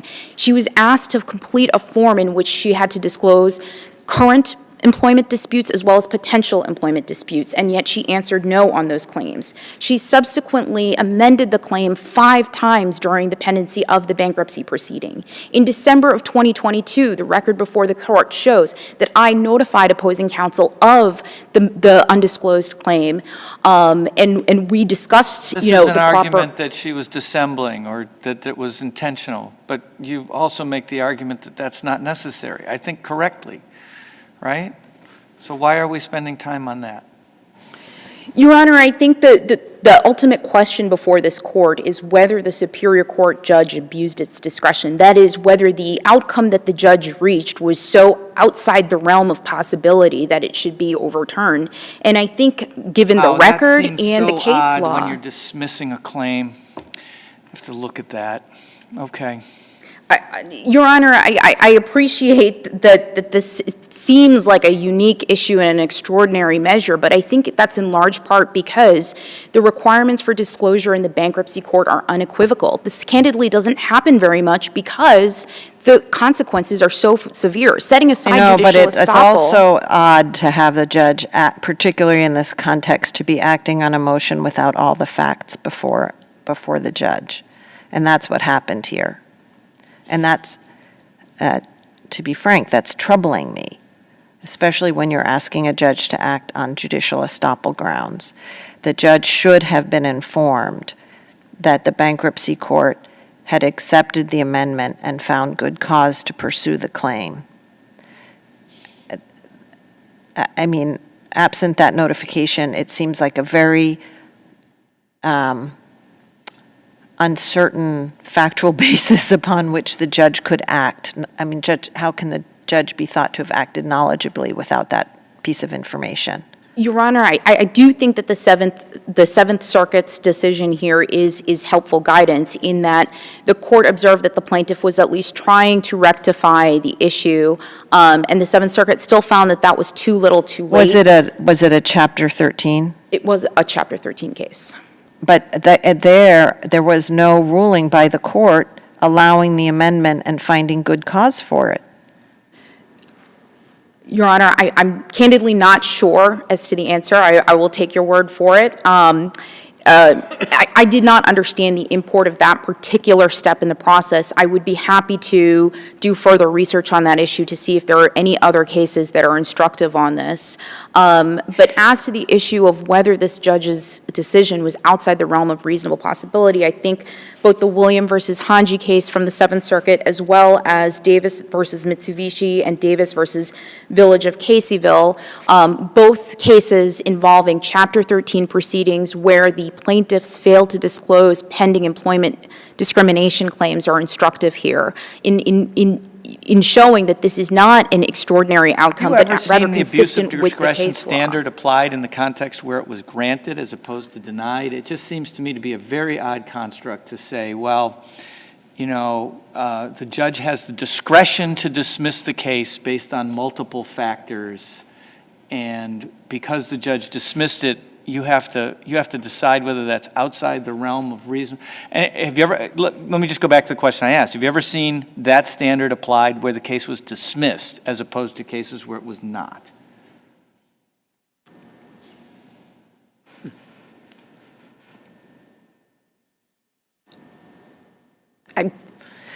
Candidly, I'm not sure.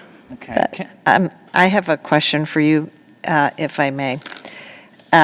Let's assume, and I'm not asking you to concede, I'm just asking you for your view. Let's assume that we were to conclude that the judge erred on the judicial estoppel piece. You still have the issues that the judge did not, that would necessarily carry with it the implication that the judge was wrong to deny the motion for reconsideration on the grounds that it was moot. In that case, what's your view as to the remedy? It seems to me that the appropriate remedy would be to send it back to have the judge consider that motion in the first instance. I think you're right, Your Honor. I think with respect to two of those issues, further appellate guidance might be helpful in this regard. First, with the issue of the statute of limitations and the appropriate standard, and second, with respect to whether the plaintiff can maintain a civil conspiracy claim that basically stems from the same set of facts for which her 151B claim relies upon, considering the 151B's exclusivity provision. I don't think that necessarily you want us to try to rule on the motion for reconsideration in the first instance, because first of all, we don't rule on motions in the first instance. But secondly, there is the question of whether there might be some other ground. All right, I think I have your answer. I'm going to follow up on the question, though, because you argue essentially for affirmance on other grounds. As to the 300-day rule, the plaintiff makes the argument, hey, they transferred me from point A to point B. I didn't have to make my claim before they transferred me. And then once I was transferred, the behavior continued, and that's the point at which should have been the trigger for my having to file. What do you say to that argument? So, Your Honor, in this particular case, there were several individual defendants that the plaintiff claims engaged in harassment. Defendants Crocker, Jackson, I understand Quinn, this point, but DeRosa. as to the employer. So as to the employer, with respect to the applicable standard, right, the continuing violation theory applies in harassment claims, provided that the plaintiff knew or should have known at the time that she should have been exercising her rights by seeking relief with the Massachusetts Commission Against Discrimination. Here, she testified at her deposition that in August, when she complained, before she was transferred, that she knew she had been subjected to unlawful harassment, that she believed she had a claim against defendants Crocker, Deegan, Quinn, Jackson. You say that's the point she should have filed, even though shortly thereafter she's transferred. And I think the cases suggest that sort of operates as a reasonable reason not to file. Maybe things will work out. She claims that she did not feel that her circumstances had changed. She was unhappy with the transfer. She testified that she was immediately confronted by defendant DeRosa. All right, I understand that argument. Thank you. Thank you. It's a very interesting case, and we've been helped very much by your briefing and your arguments. May I ask one question, Your Honors? Would it be helpful or appropriate for me to review the issue that you had raised with respect to the appointment of the trustee? No, you can check the rules. Everybody has the right to file 16L letters, but genuinely 16L letters, not other things. The rules will tell you what you can and can't file after argument, but we're not asking for additional briefing. All right, with that, the court is in recess. I want to thank everybody for their help today in making the sitting possible, and the court is adjourned.